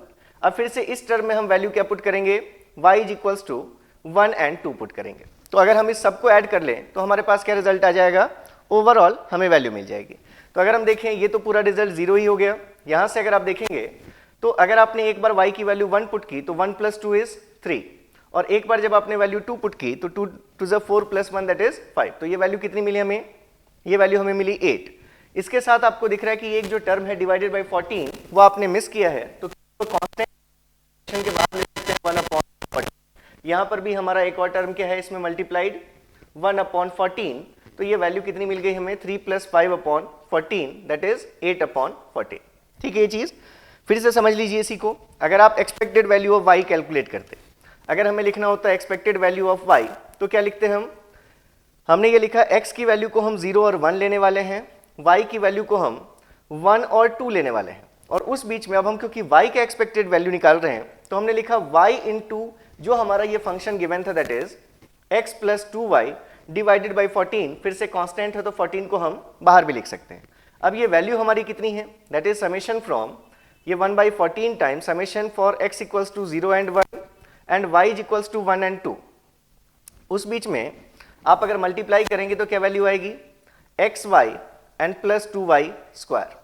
अब आपको इस की वैल्यू निकालनी है जब आप x की वैल्यू को 0 से 1 और y की वैल्यू को 1 से 2 वेरी करेंगे। तो हम इसको ऐसे लिख लेते हैं कि पहली बार मान लीजिए आपने अगर इसमें x की वैल्यू को 0 फिक्स कर दिया तो ये टर्म 0 हो गया, लेकिन ये टर्म कितना है 2y स्क्वायर, तो ये वैल्यू है हमारी 2y स्क्वायर। जब हमने x की वैल्यू को फिक्स कर दिया कितने पर, 0 पर, अब उसके साथ हमें इसमें y की वैल्यू को क्या क्या पुट करना है, एक बार 1 पुट करना और एक बार 2 पुट करना। तो हम यहाँ पर सिंपली ऐसे लिख लेते हैं y की वैल्यू 1 और 2 दोनों को हम ऐड करेंगे। ठीक है, ऐसे ही अगर आपने x की वैल्यू को 1 फिक्स कर दिया होता, अगर x की वैल्यू 1 है तो 1 into y that is y plus 2 into y square, तो ये y प्लस 2y स्क्वायर की वैल्यू आपको देखनी होती कहां कहां पर, for y is equals to 1 and 2। तो ये वैल्यू देखिए क्या आ रही है, जब y 1 पुट करेंगे तो वैल्यू क्या मिलेगी 2, प्लस जब हम 2 पुट करेंगे तो 4 इंटू 2 मतलब वैल्यू कितनी मिलेगी 8, प्लस इसमें जब हम y 1 पुट करेंगे तो 1 प्लस 2 वैल्यू मिलेगी 3, और जब हम y 2 पुट करेंगे तो 2 प्लस 8 वैल्यू मिलेगी 10। तो ये वैल्यू कितनी आ गई, और इस पूरे के डिवीजन में आपका एक और टर्म है दैट इज 1 अपॉन 40। तो यहां से भी आपके पास जो वैल्यू आ रही है दैट इज डिवाइडेड बाई 14, मतलब 10 प्लस 3 13 प्लस 10 23 बाई 14, यहां से आपका रिजल्ट है 23 बाई 14। अब ऐसे ही जैसे अगर हमसे ये एक्सपेक्टेड वैल्यू पूछी गई है तो आप इस वैल्यू को एक तो कैसे फाइंड कर सकते थे, अगर आप लिखते समेशन x की वैल्यू 0 और 1, y की वैल्यू 1 और 2, उस बीच में अगर हमें इस चीज की एक्सपेक्टेड वैल्यू चाहिए तो इसकी वैल्यू, मतलब अगर x की वैल्यू को आप स्मॉल x और y की वैल्यू को स्मॉल y लें, तो अगर आप ये 4x प्लस 5y टाइम्स ये जो आपका फंक्शन गिवन था x प्लस 2y डिवाइडेड बाई 14, अगर आप इन सबको मल्टीप्लाई कर लें और फिर से ये समेशन आप अगर अप्लाई कर दें तो यहां से भी आपको वैल्यू मिल जाएगी। लेकिन इतना आपको नहीं करना, क्योंकि आपको पता है कि अगर आप expected value of 3 that is 4x plus 5y लेने वाले हैं तो आप इंडिविजुअली इसको लिख सकते थे कि expected value of 4x plus expected value of 5y, और उसको आप फिर कैसे लिख सकते थे 4 times expected value of x and plus 5 times expected value of y। तो एक्सपेक्टेड वैल्यू ऑफ x आपको पता है दैट इज 8/14, तो 4 into 8/14 that is 32/14 and plus 5 into 23/14, तो ये आ गई वैल्यू 115/14, मतलब ये वैल्यू 145/14 ये रिजल्ट आ जाएगा। आप इसको भी अगर कैलकुलेट करेंगे तो यहां से भी रिजल्ट आएगा आपका 145/14। तो ये हमने कुछ क्वेश्चंस देख लिए। इसके बाद आप कुछ क्वेश्चंस और प्रैक्टिस कीजिए। एक दिन या 1 या 2 दिन में आपको डिस्क्रिप्शन में वीडियो की वो PDF मिल जाएंगे प्रोबेबिलिटी के बेसिक क्वेश्चंस के। अब इसी वीडियो में हम, क्योंकि लेंथ इसकी ज़्यादा हो रही है, तो हम नेक्स्ट वीडियो में इसी को लेक्चर को कंटिन्यू करेंगे और अपने और जो टॉपिक्स हमने पढ़े हैं उन पर हम कुछ बेसिक एग्जांपल्स देखेंगे। फिर हम सबको कंबाइन करके कुछ MSQs प्रैक्टिस करेंगे। चैप्टर्स में जो भी चीज़ें हमने पढ़ी हैं उनको कलेक्टिवली उन पर हम क्वेश्चंस देखेंगे। तो प्रैक्टिस करते रहिए। थोड़ा पॉज हुआ है उसके लिए रियली सॉरी, लेकिन आप कॉन्फिडेंट रहिए। जितनी भी चीज़ें पढ़ते जा रहे हैं, किसी चीज़ को ज़्यादा याद करके नहीं पढ़ना है आपको, तो समझ के पढ़िएगा, अच्छा लगेगा, आपका कॉन्फिडेंस भी बढ़ेगा। और सिग्नल्स का भी आपका अब एंड हो चुका है क्रैश कोर्स, तो वो भी सब्जेक्ट एक आपके पास है। बहुत सारे सब्जेक्ट्स आपके कंप्लीट हो गए हैं ऑलरेडी। तो रिवीजन पर प्रॉपर आपको टाइम देना है। जहाँ भी प्रॉब्लम्स होती हैं सभी फैकल्टी से आप कनेक्टेड हैं, ग्रुप में भी, इंडिविजुअल नंबर्स भी हैं आपके पास। तो बिल्कुल आप जो भी आपको लगे कि अगर कोई मोटिवेशन आपको किसी टाइप का चाहिए, कहीं प्रॉब्लम हो रही है, तो बिल्कुल आप डिस्कस कर सकते हैं।